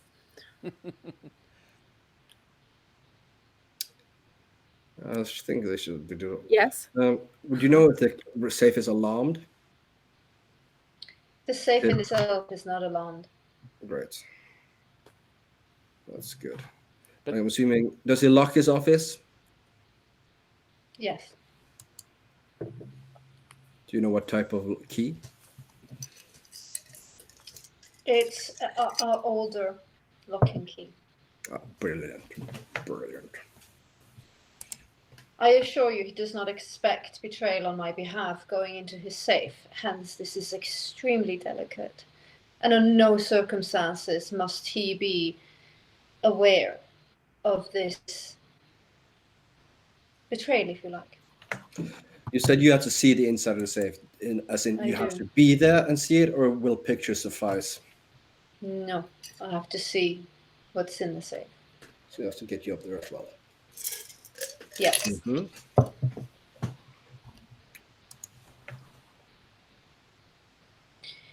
Well, I am a Shiv, very you busy. remember that heist we had? Not heist. Heist is such a bad word. That incident we had with the headmaster when we wanted to change your grades. When I made those little, Yeah, those little stinkers. yeah, that was exactly what I was thinking as well. But okay. As he rudely interrupts Miss Masters, you guys notice that the man she calls for Aiden or Mr. Price, he snickers as he leans back. Oh, Sorry for interrupting. I just got caught in creative mode. will you allow us for 5 minutes alone? Oh, I mean, please. we can go out but I think I as time is of the essence, I would like to have a quick chat with my I'll give friends, you the room. and I would Of still. course, I'll give you the room. Thank you so much. I'm sure your iced tea, Mr. Dumfries, is ready for you. I'll make sure you get it now. Oh, thank you very much. That's. I highly hope you don't appreciated. think me rude. Oh, not at all, Siobhan. She gets up, puts on her mink fur on around her shoulders, and Mr. Price gives his hand so she can elegantly get out. She's dressed I in look pure at her white. strangely. I look at them both. She stares I at you don't. with piercing eyes over the shoulder. It's almost like she gives him a stern glance, and they exit the room. I'm sorry. I didn't. Yes, nicknames are so similar in all languages, aren't they? I'm sure they are, she says. And you see them stop whispering as they leave the room. The room feels different now. Did you not find that odd? Am I the only one that thought that was strange? What? She just called me Shiv, like we were friends, like we knew each other or something. I mean, I would never, and I would not expect a lady of her stature to be calling people by their nickname that they don't even know. For all she knows, Shiv is no. They seem to know quite a lot about us. Has Bob been, I don't know, giving them information about it as well? I'm sure Or that he she has. has been doing her research. People that have kind of money can hire whoever they want to do some Yeah. deep What do- checks of people. So as soon as Bob probably gave them their names, I'm thinking it can be safer to certain that some regular is shaking. Right. They do the research. I wouldn't think too much about that. But ideas. I mean, obviously, a gas leak would be a perfectly That was what I was thinking. perfect good excuse to empty a house, right? And bring in outside people if that is needed. It's fast, it's cost efficient, and who wants to burn down their house? So I'm pretty sure that's a good reason to clear out. But that's top of my head. So Chris, I'm sorry. I'm sure you have other ideas. If we even need to clear out the house, I need this couple of guys who just exclusively pull off dinner party heists up along the sea coast, east coast. No, Rich but man. that's a bit violent. No. Everyone's going to be downstairs, drinking, being merry. Nobody. I mean, alarms are not going to be active around the house as they normally would be when nobody at home. A lot of people, a lot of noise, talking. Standard Maybe burglary, is that what you're thinking? Yeah, they just brought a ladder, put it up to the wall, the window, glass cutter, opened the window, slipped in, nicked what they needed, and was out again before anyone even knew they were there. But you're not. You have to get her up there. She has to get to the room. She has to. I mean, that's why I see it. The most difficult thing is going to be able to get her. Yeah. Then again, she can excuse herself to go to the toilet. I mean, bathrooms are in the hall away from the dining room. Did she say that she was? Did she have anything to do with the party planning, Or Not the party planning scene, but she was invited. yeah, if she's just invited, then She knew how many people, but she couldn't give us any comprehensive guest list, which is either because she doesn't know it, which means she isn't involved in it, or she doesn't want us to know who else is going to be there, which is right. also possible. Well, who really cares about the guest list? I guess. Yeah, that's. I want Christopher to roll an int, please. Just a pure int. You're in. No, no, int last name, because it's actually something to do with what you're planning now. Okay, yeah.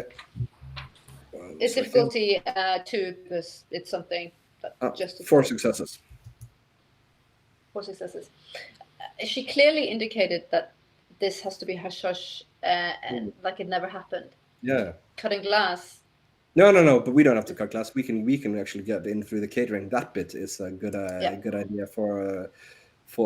Just to make sure, because she said like nobody. Because if you take a look at the plan, the kitchen is located. If we get through the kitchen to the dining room, that's an insinuating way, but that's also right next to the upstairs, the stairs leading upstairs. Yeah. You got a couple extra names on the catering list. Workers there, 1 or 2 caterers. She did, however, say private security. Yeah, probably gonna be in. Well, that's where we gotta find out somewhere to get it. And if the second floor is locked down, wouldn't you think that they would actually secure the I'm assuming stairway? there's going to be a guard posted by the stairs. And I'm just thinking, would she be allowed upstairs? I mean, I know my dad's house and I can walk freely, but not everyone has that type of luxury with their family. It's a lot of, like, if she doesn't want anything connected to her, surely she can't just make an excuse to go upstairs, because already there you have her potentially being outed. No, you want to excuse yourself to go to the bathroom. But the problem is, if you're gonna go with gas leak, you're gonna have to be content with the fire department, because they're gonna be called. Not if we take the fuse box of the house and knock out the alarm system before or during. And it's not going to be a big. But if you have an idea of how to get her up without her being noticed, I am all ears. Both ideas are plausible. I'm interested to see where you're going to land. Yeah.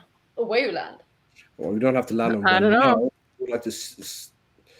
Well, it's 3 days, so we do need to have a plan pretty. But you don't need to decide this second. No. I want to see the. I mean, we've got the plans to the place, but the plans are not the map is not the territory. I'd like to see the safe is my biggest concern. Yeah, but the map. You're right. The map is not the territory. The map is. That's just to find out how to get there. This is not a. I have some nice windows in the office, Mr. Master's office. Okay, Indeed, I'm going to take. What do we do with the safe? I'm sorry, but I can't help there at all.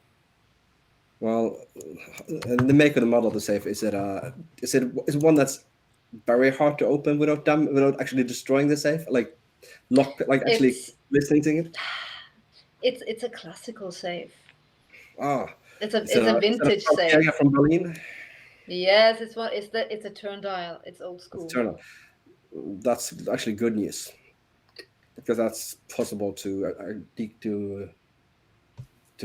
actually unlock without destroying the lock to open it.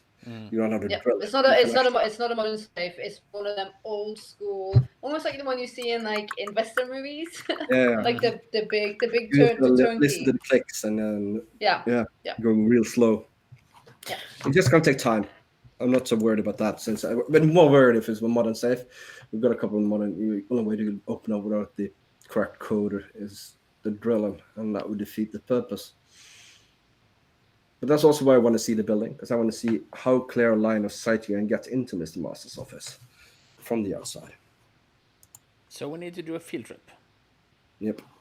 But first, we got to talk to them about another important matter, which is compensation. 3 days, short time, high risk, difficult job. Pay. All this screams extra compensation. I mean, normally I would like nothing less than 2 weeks to prep something like that. Definitely. 3 days is crazy. Marianne has a question to Taya. Do you have like lock picking skill thingy majigs? Larceny? Yeah. There's a lot to cover that. Yeah, both Christopher and Sean has some nice one. Ample. Cool. Well, I don't know. I wouldn't say ample, but I have an okay amount. Yep. Good. He looks confident. I can tell you that. For Siobhan, Christopher is like, his mind is racing. He looks like he's thinking about the cogs. Yeah. He looks confident. That's good. So, This, my friends, this is going to be fun. yeah, you said you'd used the company, the catering company before. Is that the truth, Shiv, or were you just? No. Like whenever we have catering or like parties, you've had them serve you. They always have the blue kind of serving waiters outfits. There is a really blue cute. theme here, isn't it? I'm sorry to break your heart, Shiv, but the only time I really can care about the catering is when I potentially have to masquerade as one.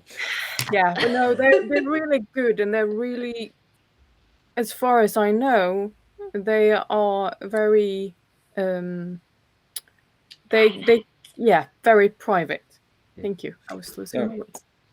And then a question is, if there's a gas leak, do you think they will do the necessary? Or do you think the private security will also all exit the house? If it's a gas leak that could harm you, I mean, you don't want everyone has to vacate, right? And they would probably call the gas company and not the fire.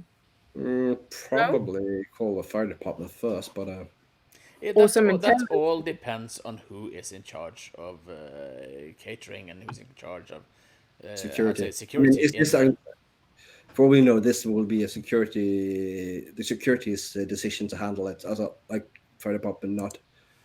But I mean, they were all very private. So this question is, who would they allow inside?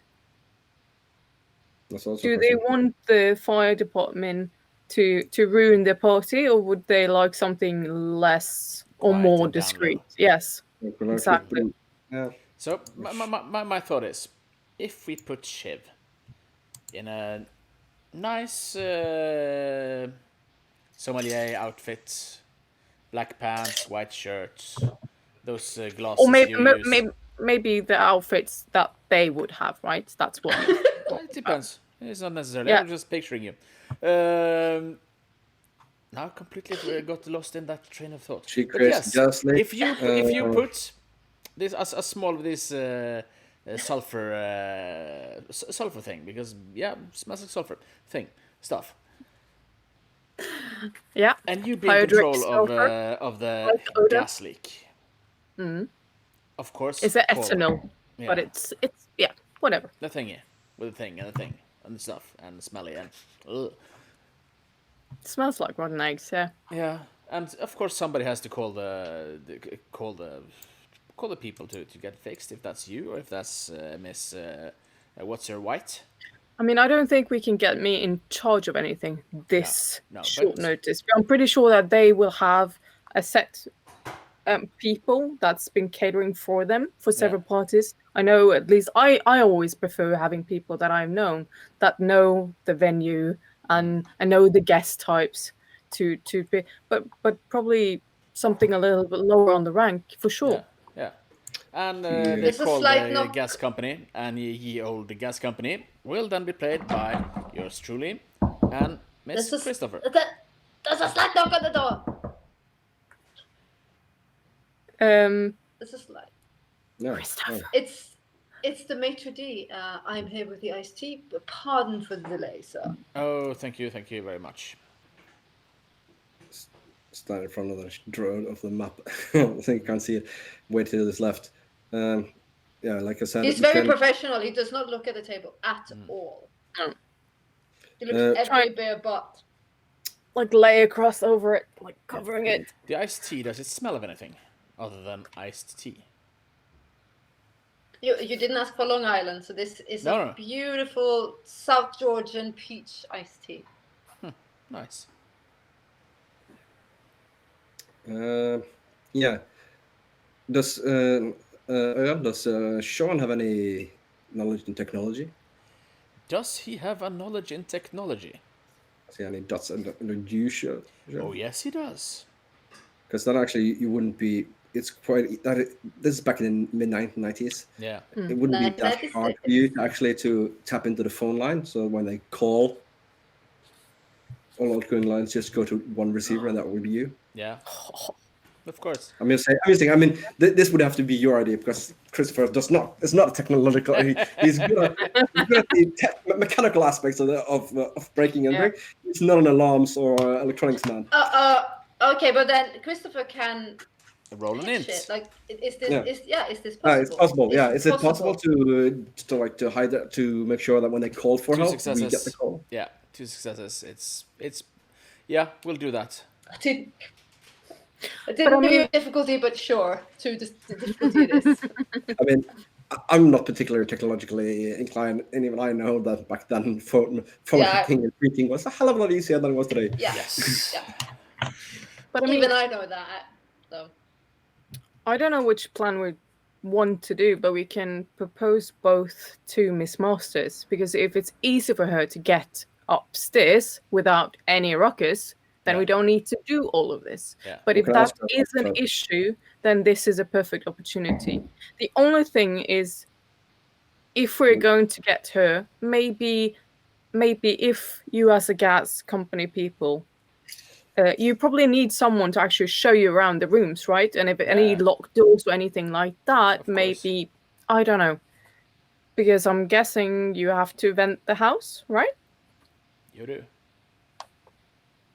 After fixing the leak, make sure that it's safe. Use a sniffer. But I think both ideas are perfectly fine. Yeah. This is no. But it gives her an option to see what suits her best. Yeah. Wouldn't you agree, Christopher? Mm-hmm. No, yeah. Well, I think we can bring them back in. Still, like I said, we probably going to need to spend most of the day tomorrow planning and go checking things out. Definitely. Anyway. Of course. Yeah. It really depends on what approach we take. And pay. And pay. That too. Who cares? Who cares about money? Just money. Well, you sit there and you're like, how the hell are we going to get them back? I'll go outside the door, like in the hallway. As you do so, you see the maitre d' stands there, and he's like, "Yes, miss." Our company. I don't. Yes. You're ready for them to return? Yes, perhaps? very much so. Yes. I will get them immediately, miss. Thank you. He rushes down on quick steps, silently. It takes about 2 or 3 minutes, and the door opens slowly, and you see the statuesque figure of statuesque. There we go. Is this like the gazebo? Yeah, it is. Gazebo. It's a very Don't go there again. Gabuzi. Gazebo, bazooka. Yeah. Statuesque figure of Miss Masters and Miss Price enter the room.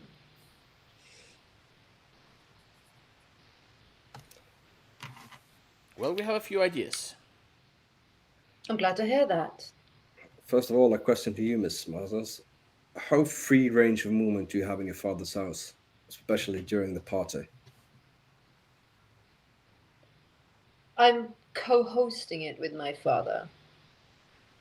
So you pretty much can come in. Very helpful. And no, that means there's eyes on me.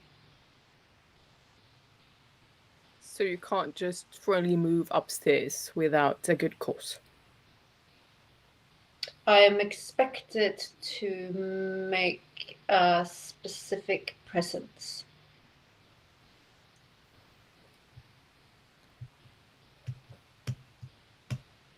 I should have glanced over to What Shiva. are your I'm glancing routines? back to Christopher. What are your routines, Miss Masters? For maybe a possible gas leak.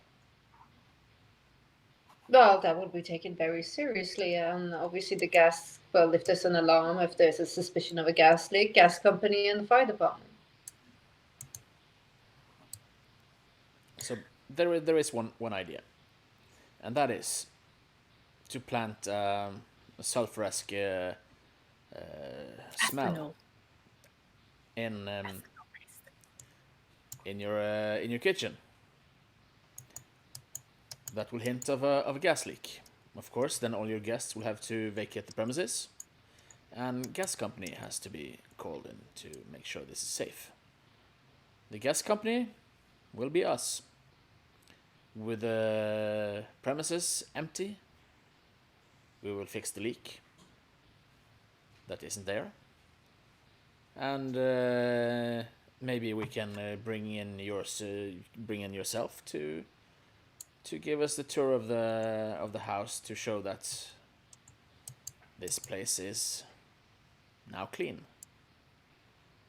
In the time it would take to fix the gas leak, we will break into the safe.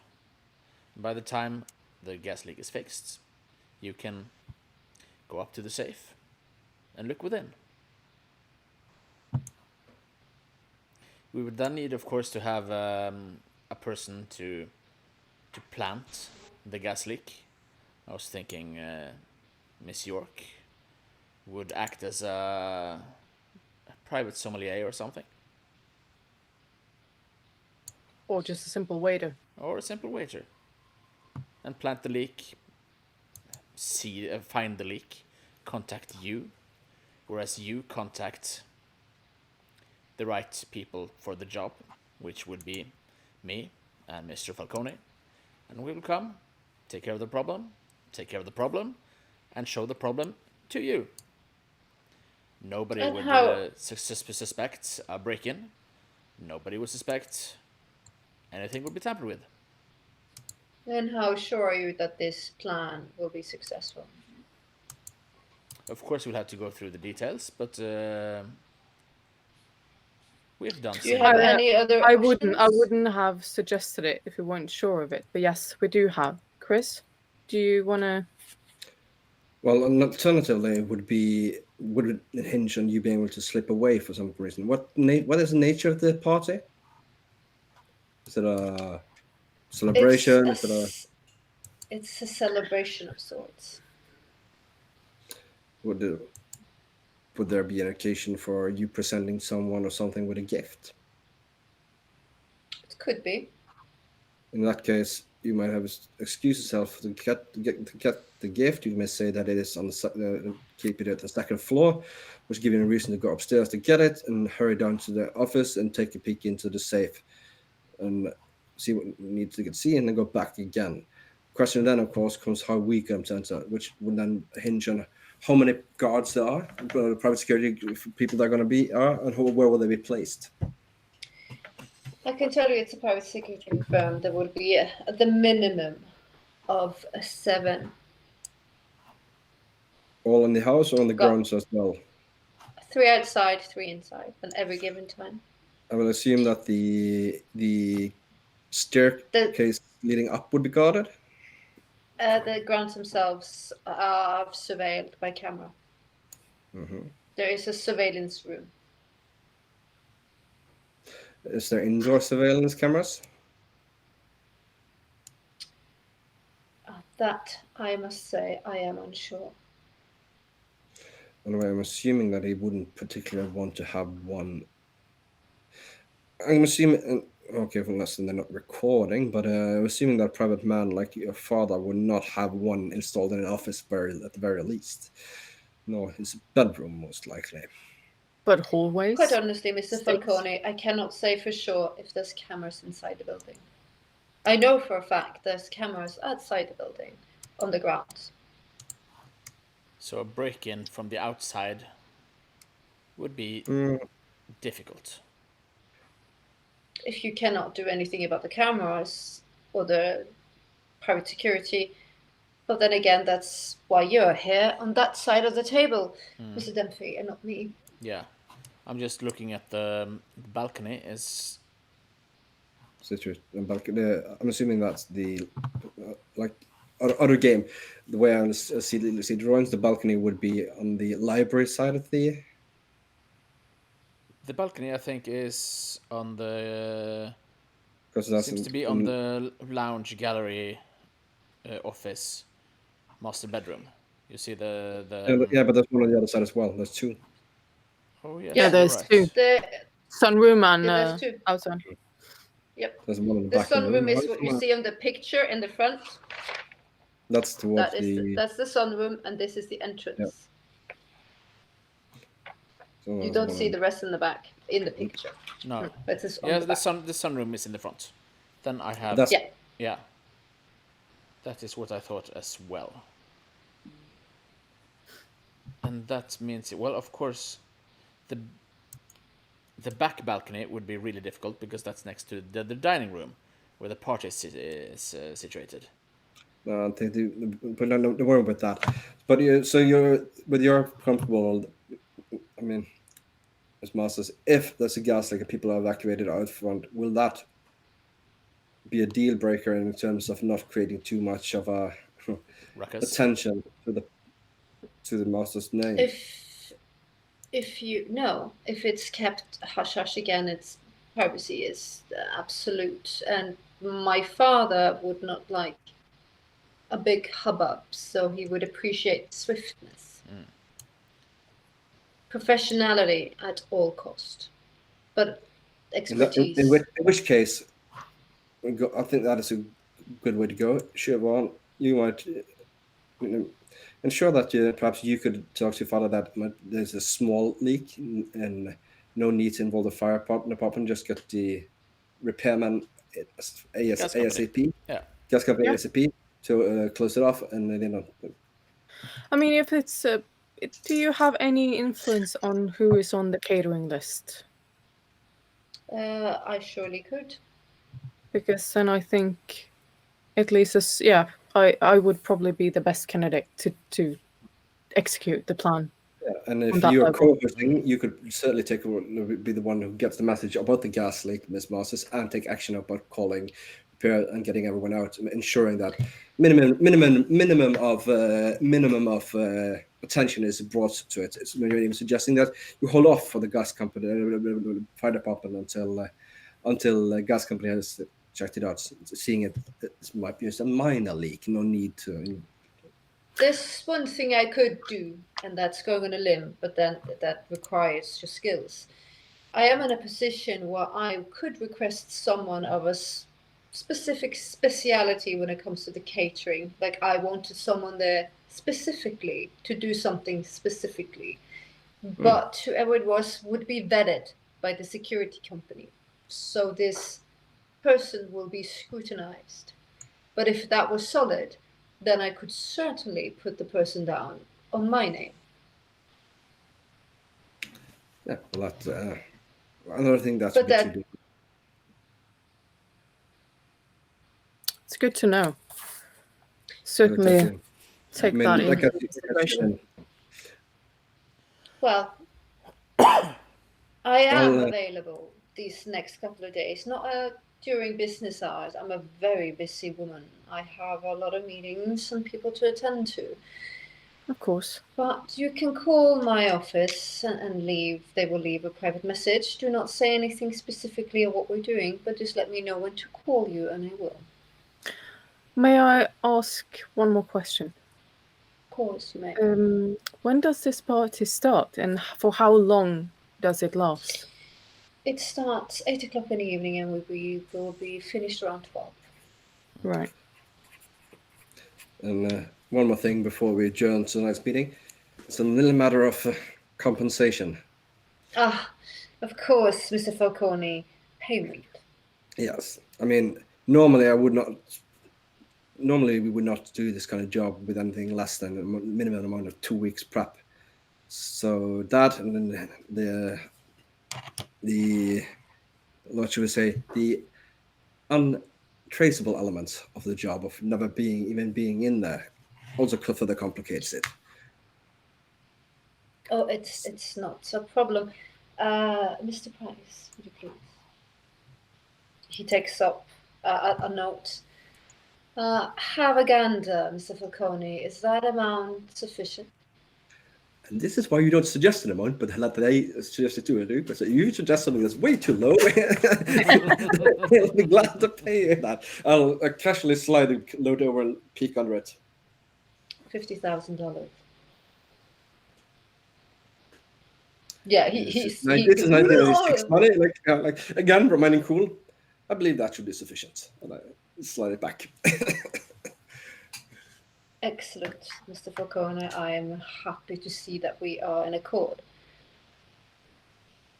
She opens up a purse and takes out a card. This is a number. This is where you call to reach me during the day when I am not available. So You call and you just leave a time and a telephone number for me to reach you at. Understood. Either me or Surprise.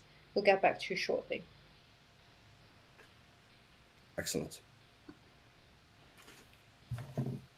I know you will be successful. I have absolute belief in you. For a minute, she almost looks emotional when she says it. Like she's being intimate. She's been like this stone cold statue, this beauty, this the Greek thing. And for a second, she almost looked warm, intimate. It's very important that this goes well. You see the man, that's called Aiden Price, he puts his hand on her shoulder and she's almost like she shrugs a bit. Right. There's nothing else. Do not worry, Miss Masters. We will make sure that everything goes smoothly. That's after all what we do. Your job is in safe hand. Thank you.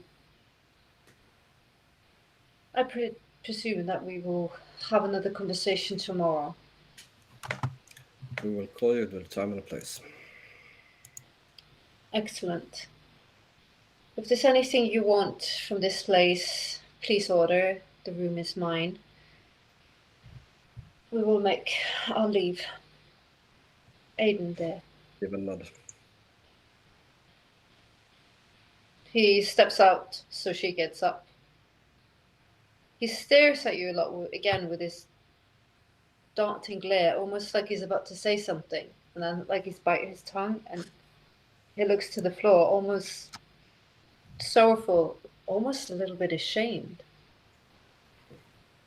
It's very theatrical in a way, but also when he does it, it's almost like you feel there's something said in the room, but you forgot it. It's a weird sensation, a feeling something was said in the room, but you forgot it.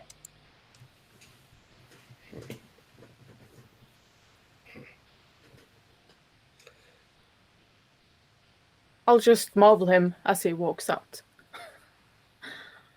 Still pondering on this sensation. And wondering if I'm alone in this.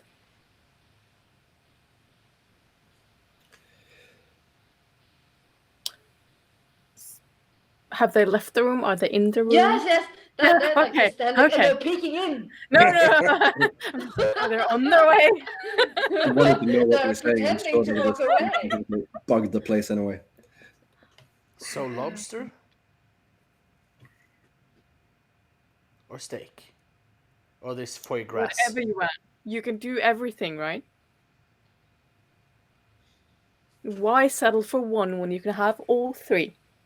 She says, in classic Siobhan style.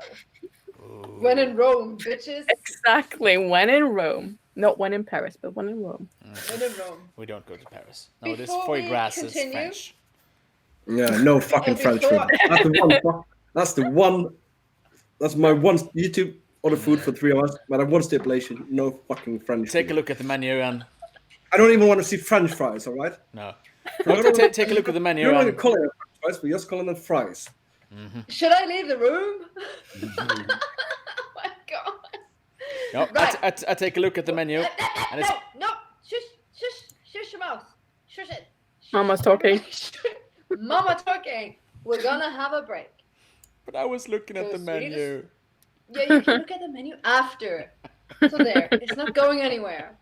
We need to just stretch our legs, refresh your drink, go to the toilet, do whatever you need to do, and we'll be back with the last segment of our first episode. Bye. Bye. Right back.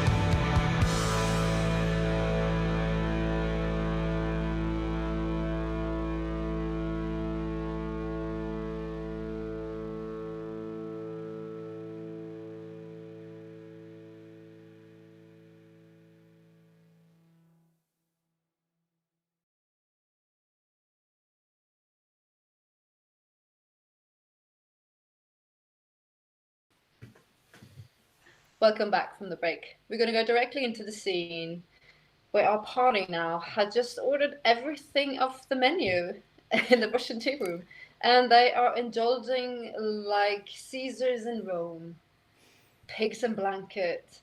We're going directly into the scene. You wanted one of all, right? Yeah.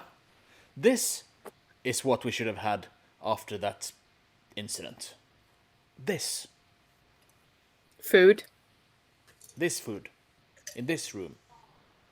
With this people. Yeah, I don't need anyone else. Thanks for being my friends, guys. Oh, I love you. Likewise, but yeah. It's not like I had any choice. That's true.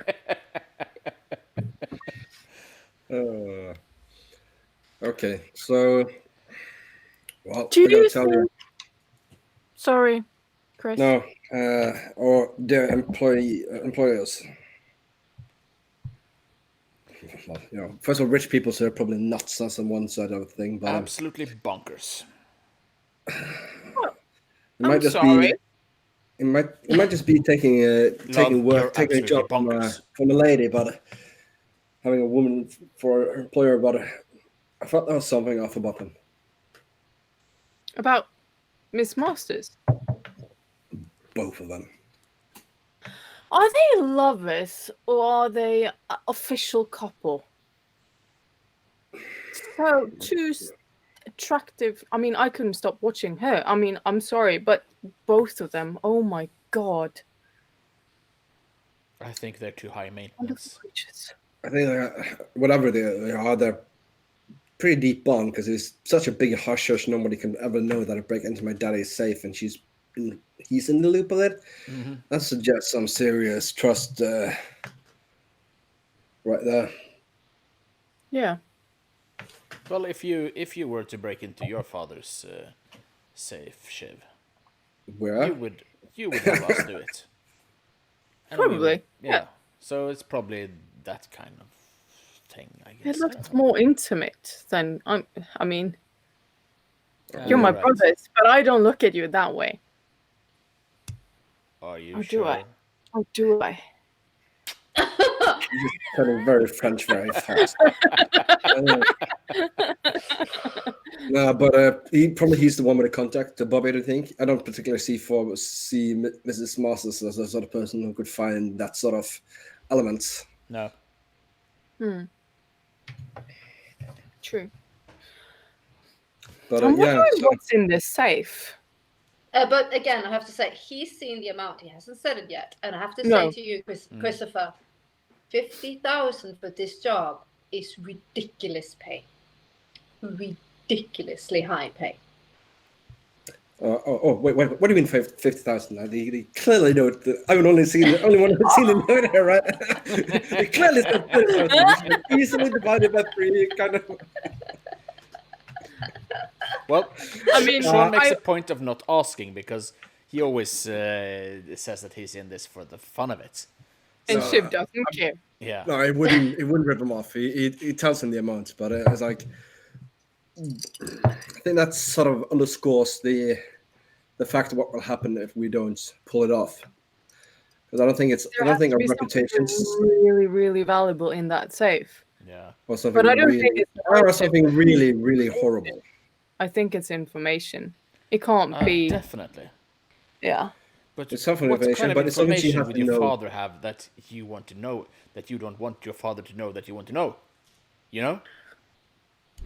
So that she needs to know what's in the safe, as in she's not quite clear on what's in it. And I guess it's not what she's getting for Christmas.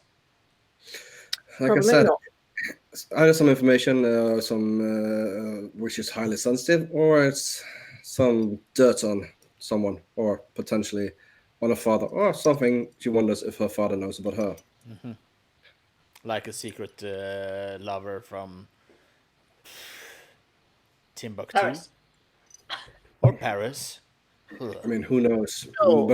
But one thing is for sure that these high class corporate typos is even more cutthroat, vicious than a mob. Yeah. So, Well, it's true. I grant you that. I wouldn't be in war with my dad any day.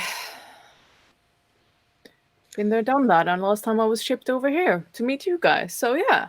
Well, everything Let's works do out, it and again. The food and drink is first grade. It's amazing. As you contemplate what to do with this task, this job that's about 3 days from now. Mm.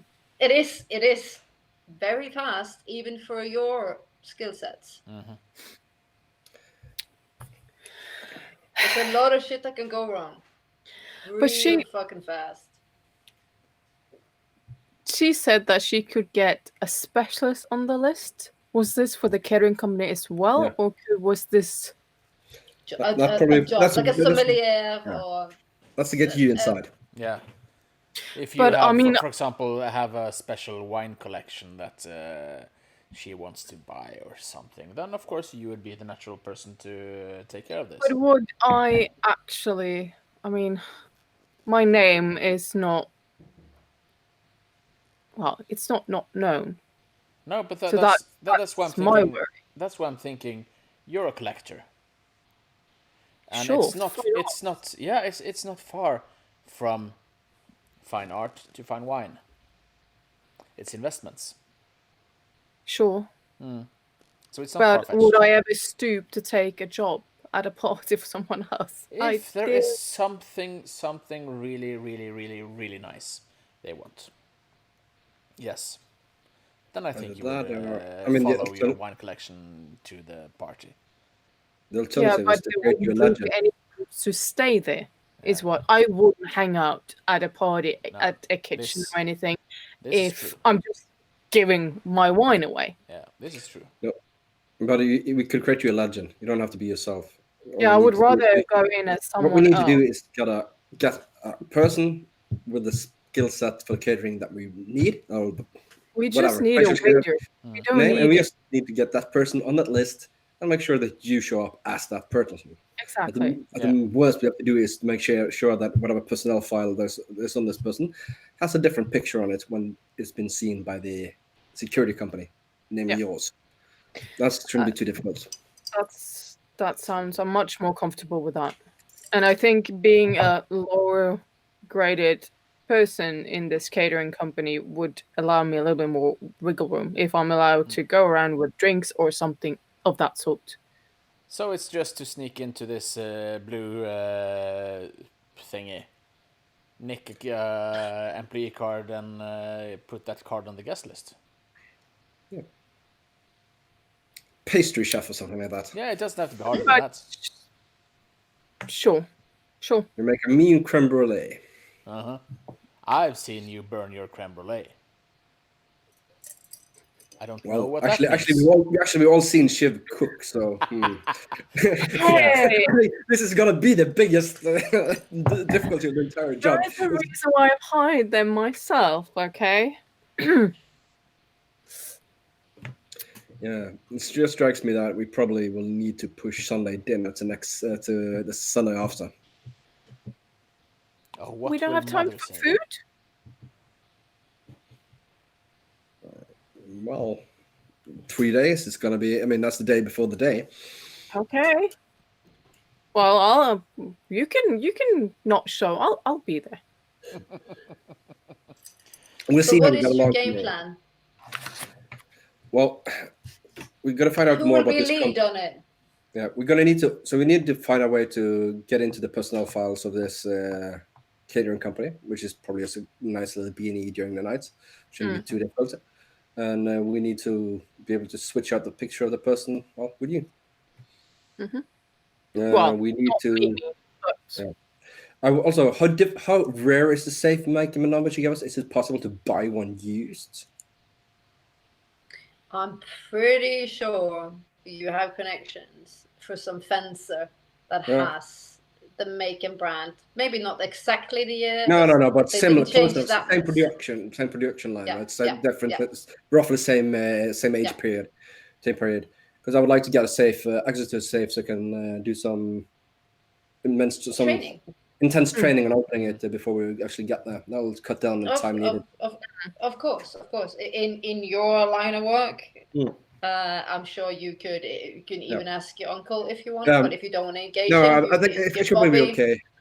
I got a pretty good streetwise, and black market is the sort of the specialization of the street system for the I'm sure. let's go.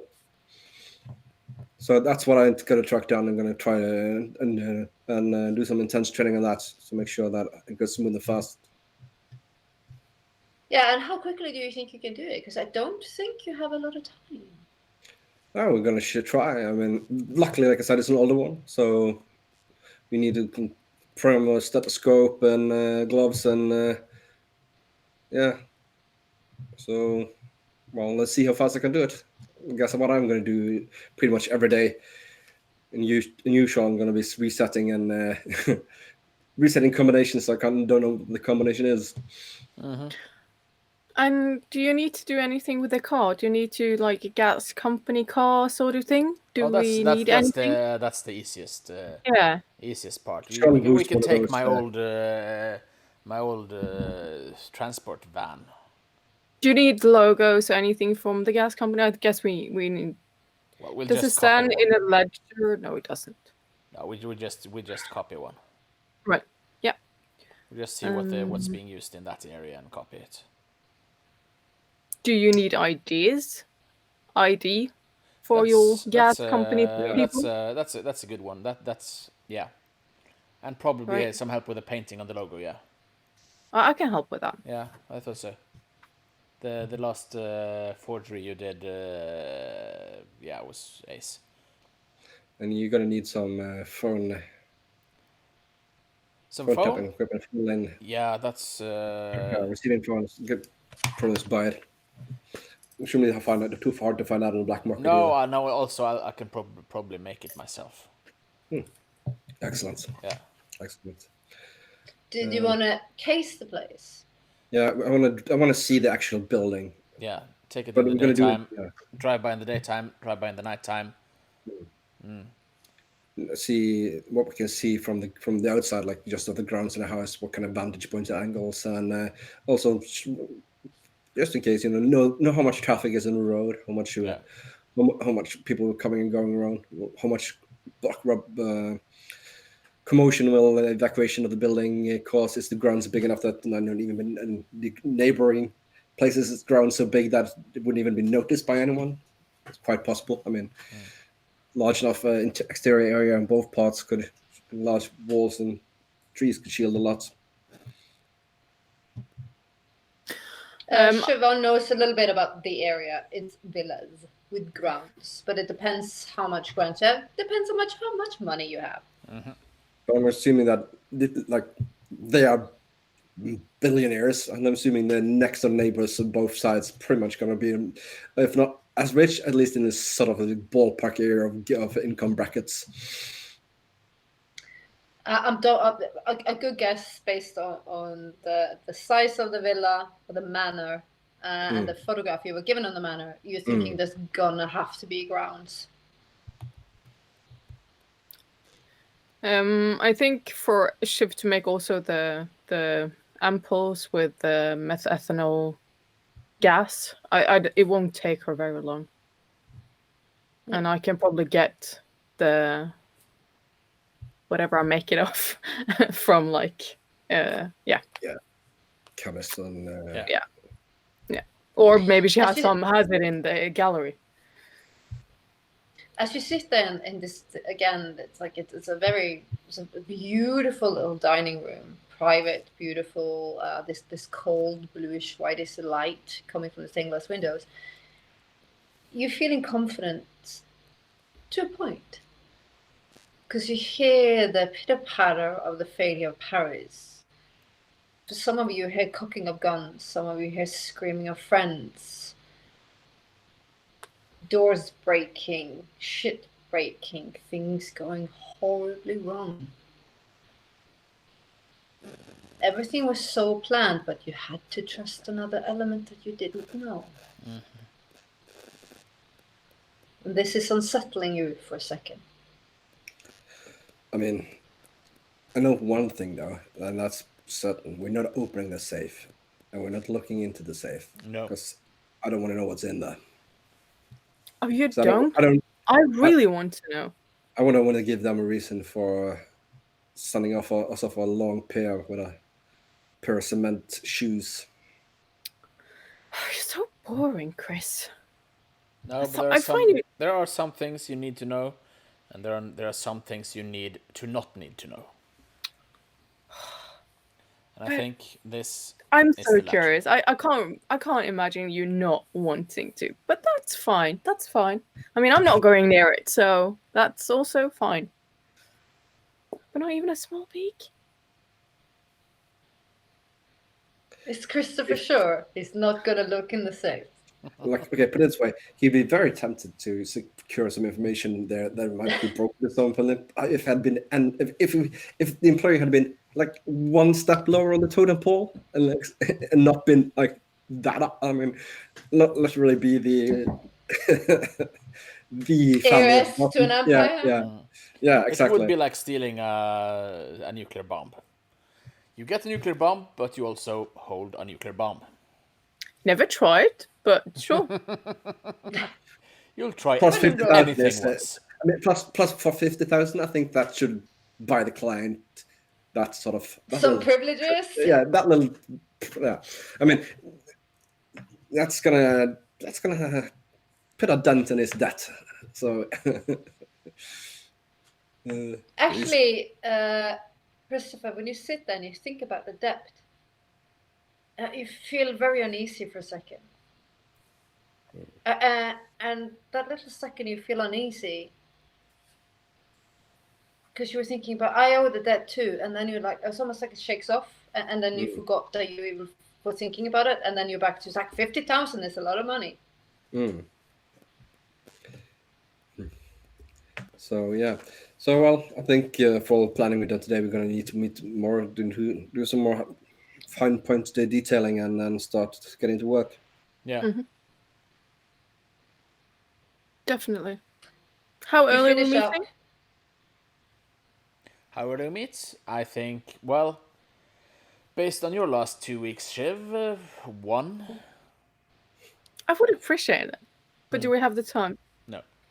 I want to do a surveillance. Well, tomorrow's Saturday, so it'll be the most traffic around 11, so that's a good time to do that. Mm-hmm. What time is it now? Oh, it's 10 o'clock.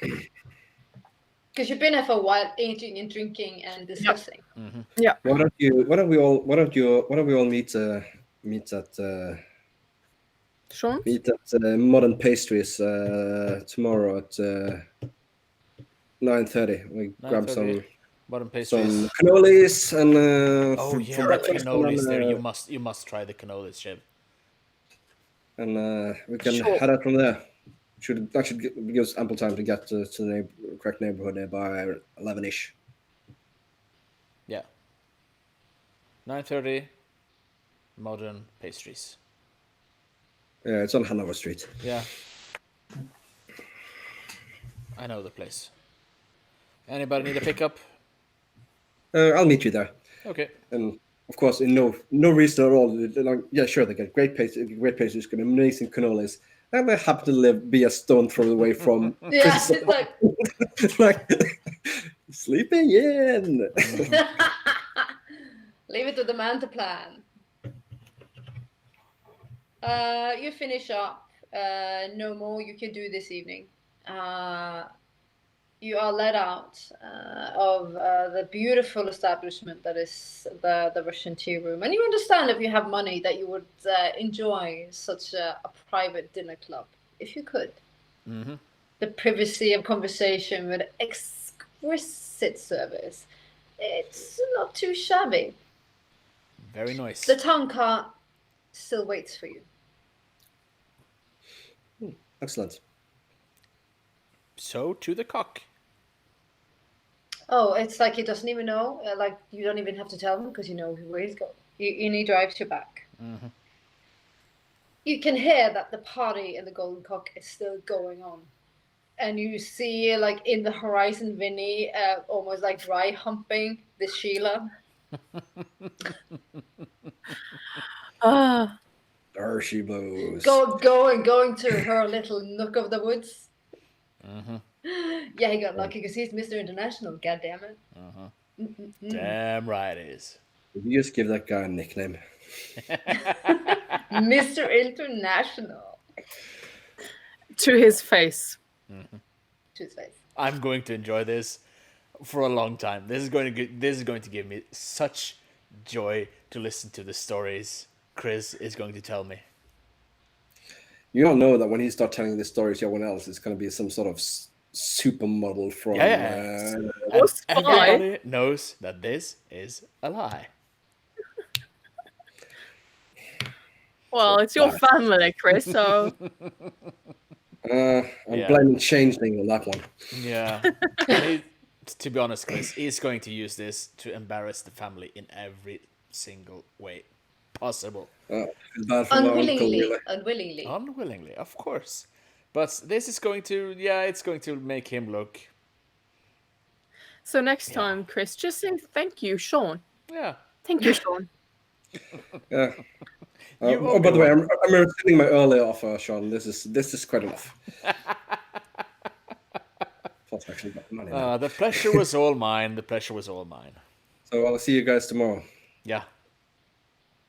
I'll get Sean to drive me back and. Yeah, I dump him off on my way you- to the Middle Eastern. Yeah, you're gonna check out your stomping ground, your course. haven. It's a Friday. It might be a concert. Yeah. The rest of you lot, do you retire to your humble abodes, or is the night calling you? You go first. Nope. Yeah. Chris is going back to his apartment, but he's bringing all the plans and he's going over them, like studying them, and he starts making some calls, trying to track down the safe. I mean, some of the shadier people. Yeah. You could do a resolve, larceny. Resolve last night. Rapidly doodle. Oakley. Just 1 second. The difficulty is only 2 because this is your wheelhouse. Oh, well, this is 4 successes. Yeah. You actually have 2 different guys.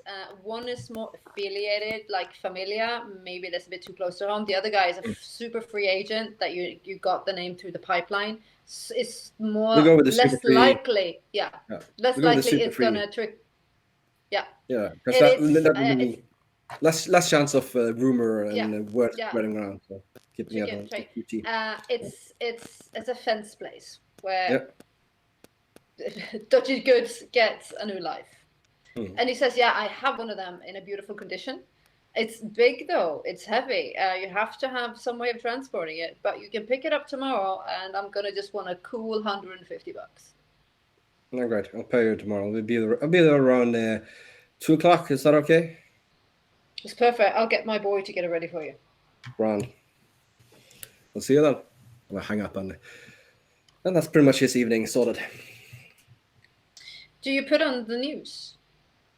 Yeah, probably. I mean, he's got a TV. I mean, like I said, he spent all his saving buying the top floor like penthouse apartment in this. Oh, it's gorgeous. Yeah, it's gorgeous. It's sparse. It's very sparse. But I think because you're a bachelor, you have a nice stereo and TV and a shitty couch. And maybe a nice pillow from Shiv.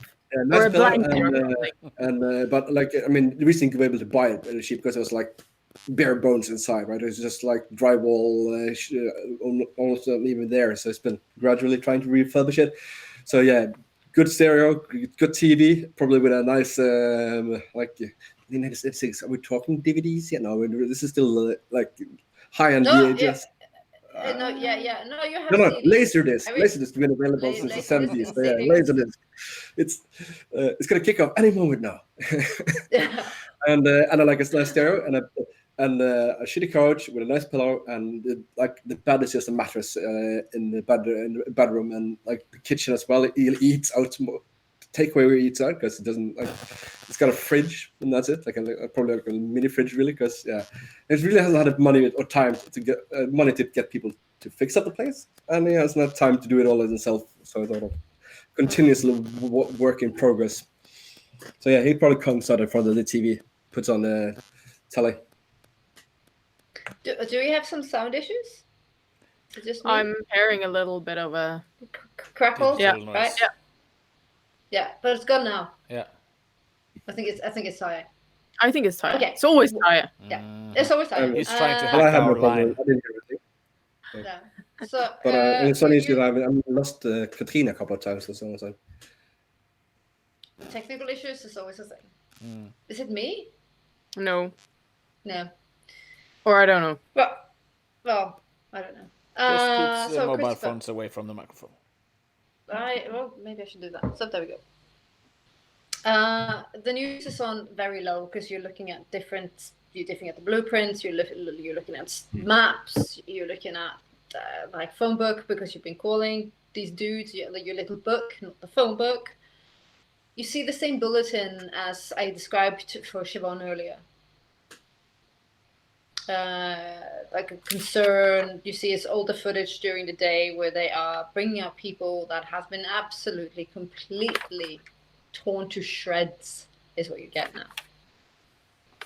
Ugh. Fucking And they're saying savages. like, yeah, and it's like, is this somebody? Could this be an animal attack? Was this someone with an animal? And then they're speculating. After that, there's a smaller news article that catches your eye because it's based from an area in your backyard. It's close to one of your local churches. It's an old graveyard, and you see that the reporter is saying there's been some disturbance. There's been some not mutilation because you don't do that to tombstones. You've done some grave disturb. Yeah, desecration of some graves. Desecration of graves, yeah, and some mutilated animals was also found in the site.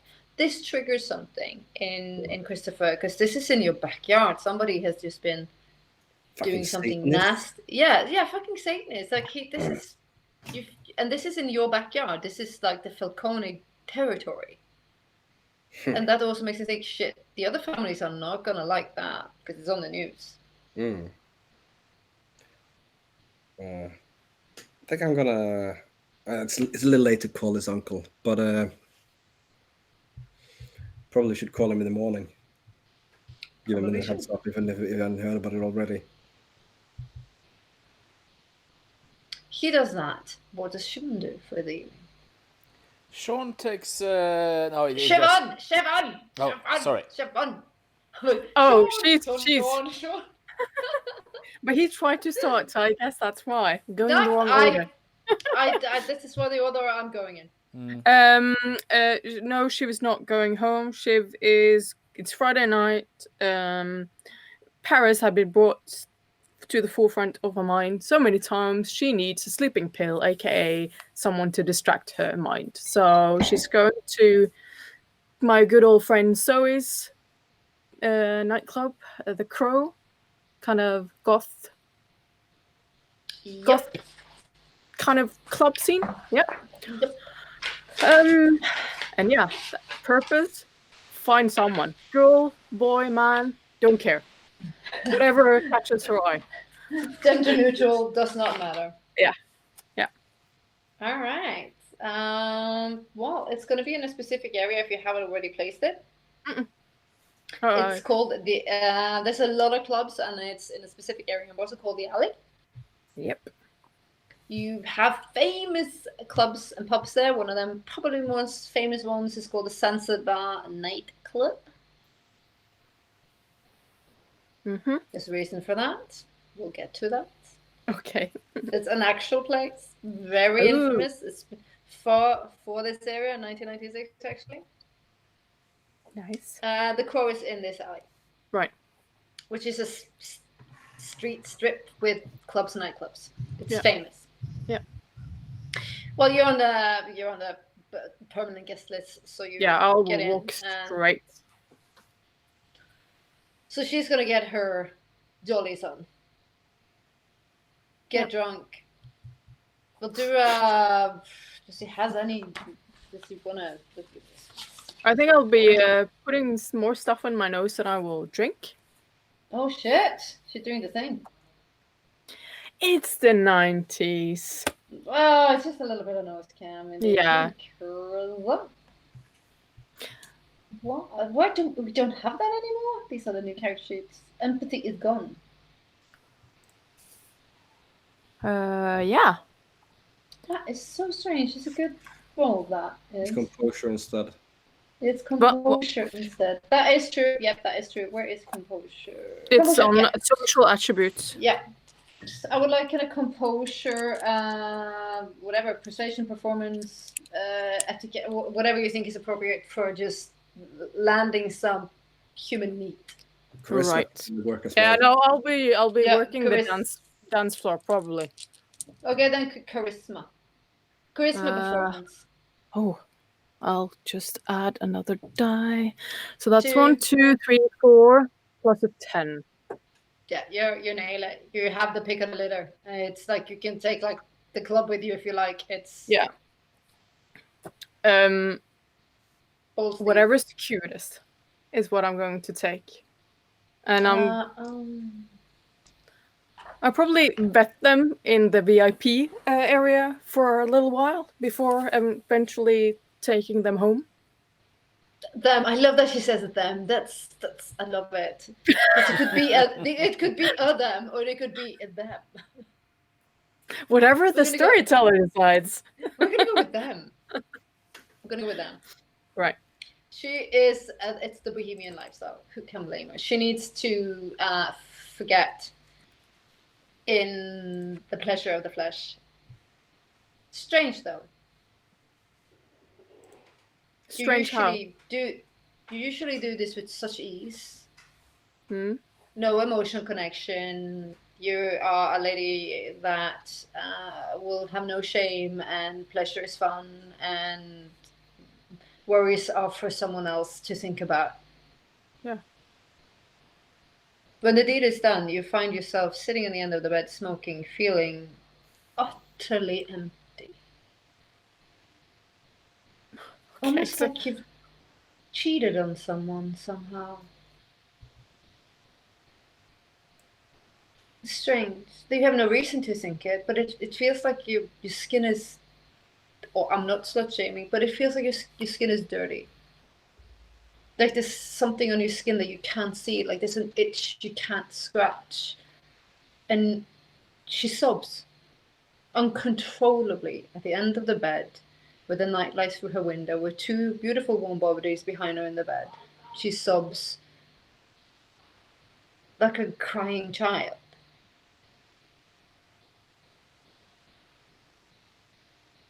Like when you cry and you can't stop crying, it just needs to come out.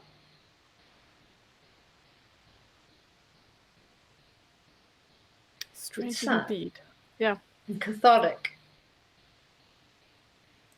And then we go over to Sean. Yes. You go to the Middle East. Middle East. Restaurant and You club. you see the bouncer. Mm-hmm. The big burly fellow. And he's like, show me, man. Hey, anything good in this the basement? Everything. If they're not behaving, we make them behave. You know how we roll. Yeah, and anyone playing? I think it's a new band. You know me. I'm not really into the music. I'm more into the scene. Of course. Well, it's good to be back. Get you in there. I'm sure they will have missed the shit out of you, Sean. See ya. Across the bar, you see Angela. She jumps the bar with the big golden hoops and her hair put up in a curly ponytail. She basically jumps the bar and runs over and hugs you. Angie, love ya. Puta di madre! How have you been? Malvada. ¿Qué pasa? Estoy feliz. Mi amigo. Here's me doing Spanish. She's a beautiful girl. She is of Latin descent. She treats you like a long lost brother returning from the war. This place has gone to the dogs without you. How Yeah. dare you leave for this long? Well, sometimes you just have to. Well, she taps your cheek gently. We will have none of that. You know where your home is, and don't you dare leave. Of course. You have a copper for long lost brother. I do. Good. So what's been happening? It's been busy. Busy? Good. Yes. Or bad? Oh, it's crazy busy. If you don't mind, we might need some help tonight. Tonight? Well, I'm here. You look at her, and when you look at her, you feel strange for a second. You feel that you just did a weird dance. Well, we always do this weird dance. Yeah, but this feels staged.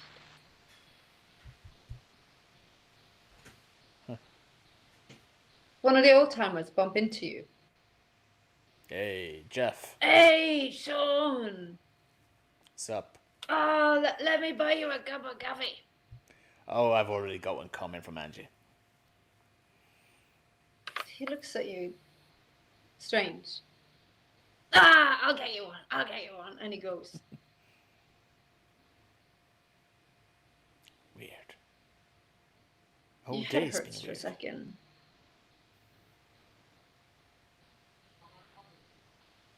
You feel queasy for a minute, like the room and the body smells too much.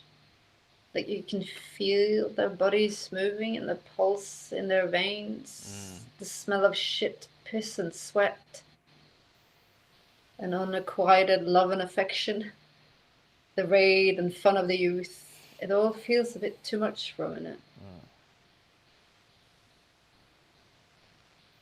The old timer comes back with a coffee. Cheers.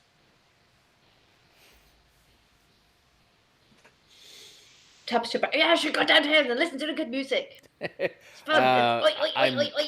I'm coming down in just a few minutes. Just need to catch up with beautiful ladies. As you look back, Angela is nowhere to be seen now. She must be busy. Went back to the bar. Yeah, of course. I got my coffee. I got my stool.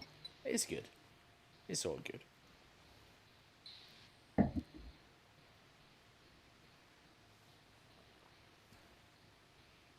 But she said she might need me around this evening. So yeah, I'll take a look around the bar.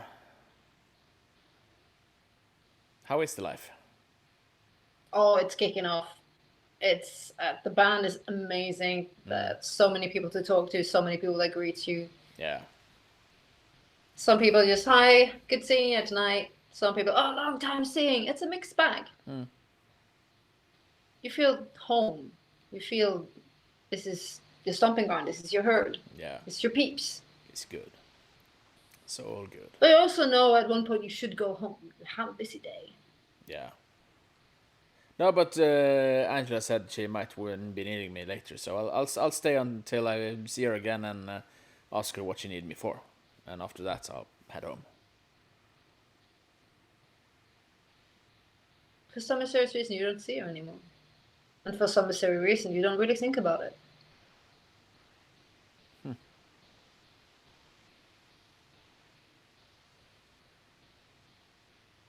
Well, then I head home.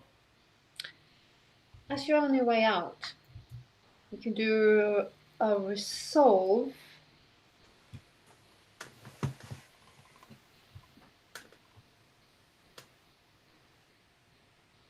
Insight, is that right? Oh, the new words are so weird compared to the old ones.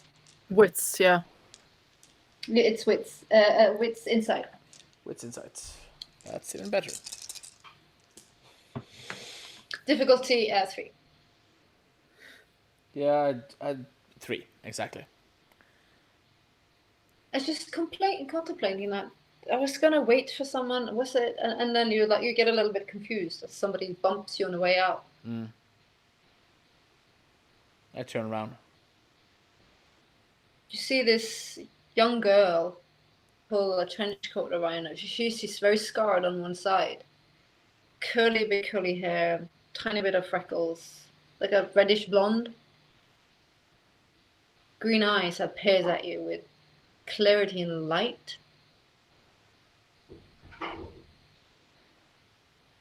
Excuse me. Sorry. My bad. No harm, no foul. She puts the coat around her, and as she walks behind her, you see these two figures come. They are much more present, and you're contemplating whether you didn't see them before. There's a big guy. He's bald, clean-shaven, burly. Big dog, 190. One of the local oys, or since he's shaven? No. You have never seen him before. Huh. He looks at you for a second and grins, and almost like you can see something metallic in his mouth. I give him a grin back. Oh, Grins, and sort of nods upwards. He snarls. He's like, fucking I just behind. You're almost like you're bumped again. This is a female. She's clean shaven except for hair falling down on the side. Muscular, approximately 168.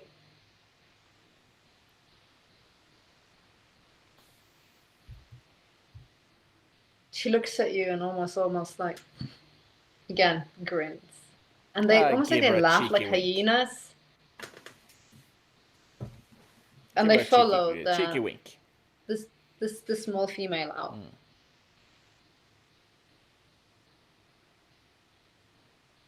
Follow her out? Yeah. Okay. But they looks like they are. They looks like they belong together. Like she was walking and then they just came back. Yeah, but I'm on my way out as well, so I just leave that way. I'm sort of setting my body up for this might turn into a fight because they had this aggressive stance. So you see, they leave. You see the two more like muscular, like the two more combative people. Almost like they walk side by side to the smaller one. Like excused herself, and they walk side by side her. Yeah. Huh. Strange. Metallic teeth. And this is way before grills was popular in the hip hop. Yep.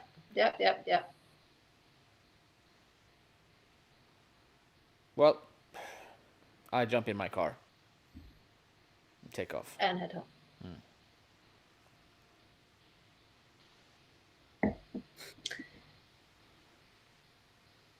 You all find your beds eventually.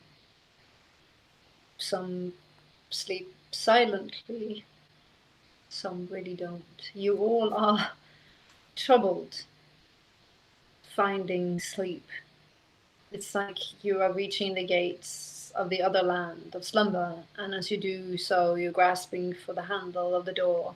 You're yanked back to the unrestlessness of your minds, almost like your minds are searching for something. Cloaked in shadow. Paris really did a number on you. Probably more than you thought. More battle-bruised and scarred mentally than you thought you in the first place were. Hoping that this will not affect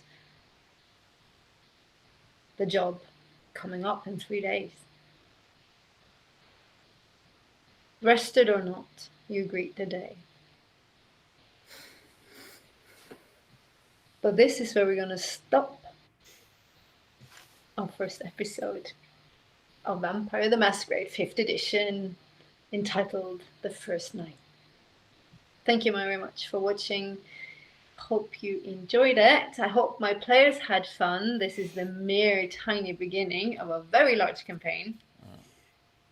If you want to know more... And comments, likes. Yeah, you know what to do. Hit the subscription button. like, share, Ask questions. please. Please do. We're into it. Mm. We're not difficult. And I hope you I am. enjoyed it. And what is he saying? I see interrupting me and entertaining me. What? I could just leave. No. No. This is the beginning. I hope you enjoyed it. And we'll be back in a week. And I will see what happens next. Yeah. Bye. See you guys. Bye.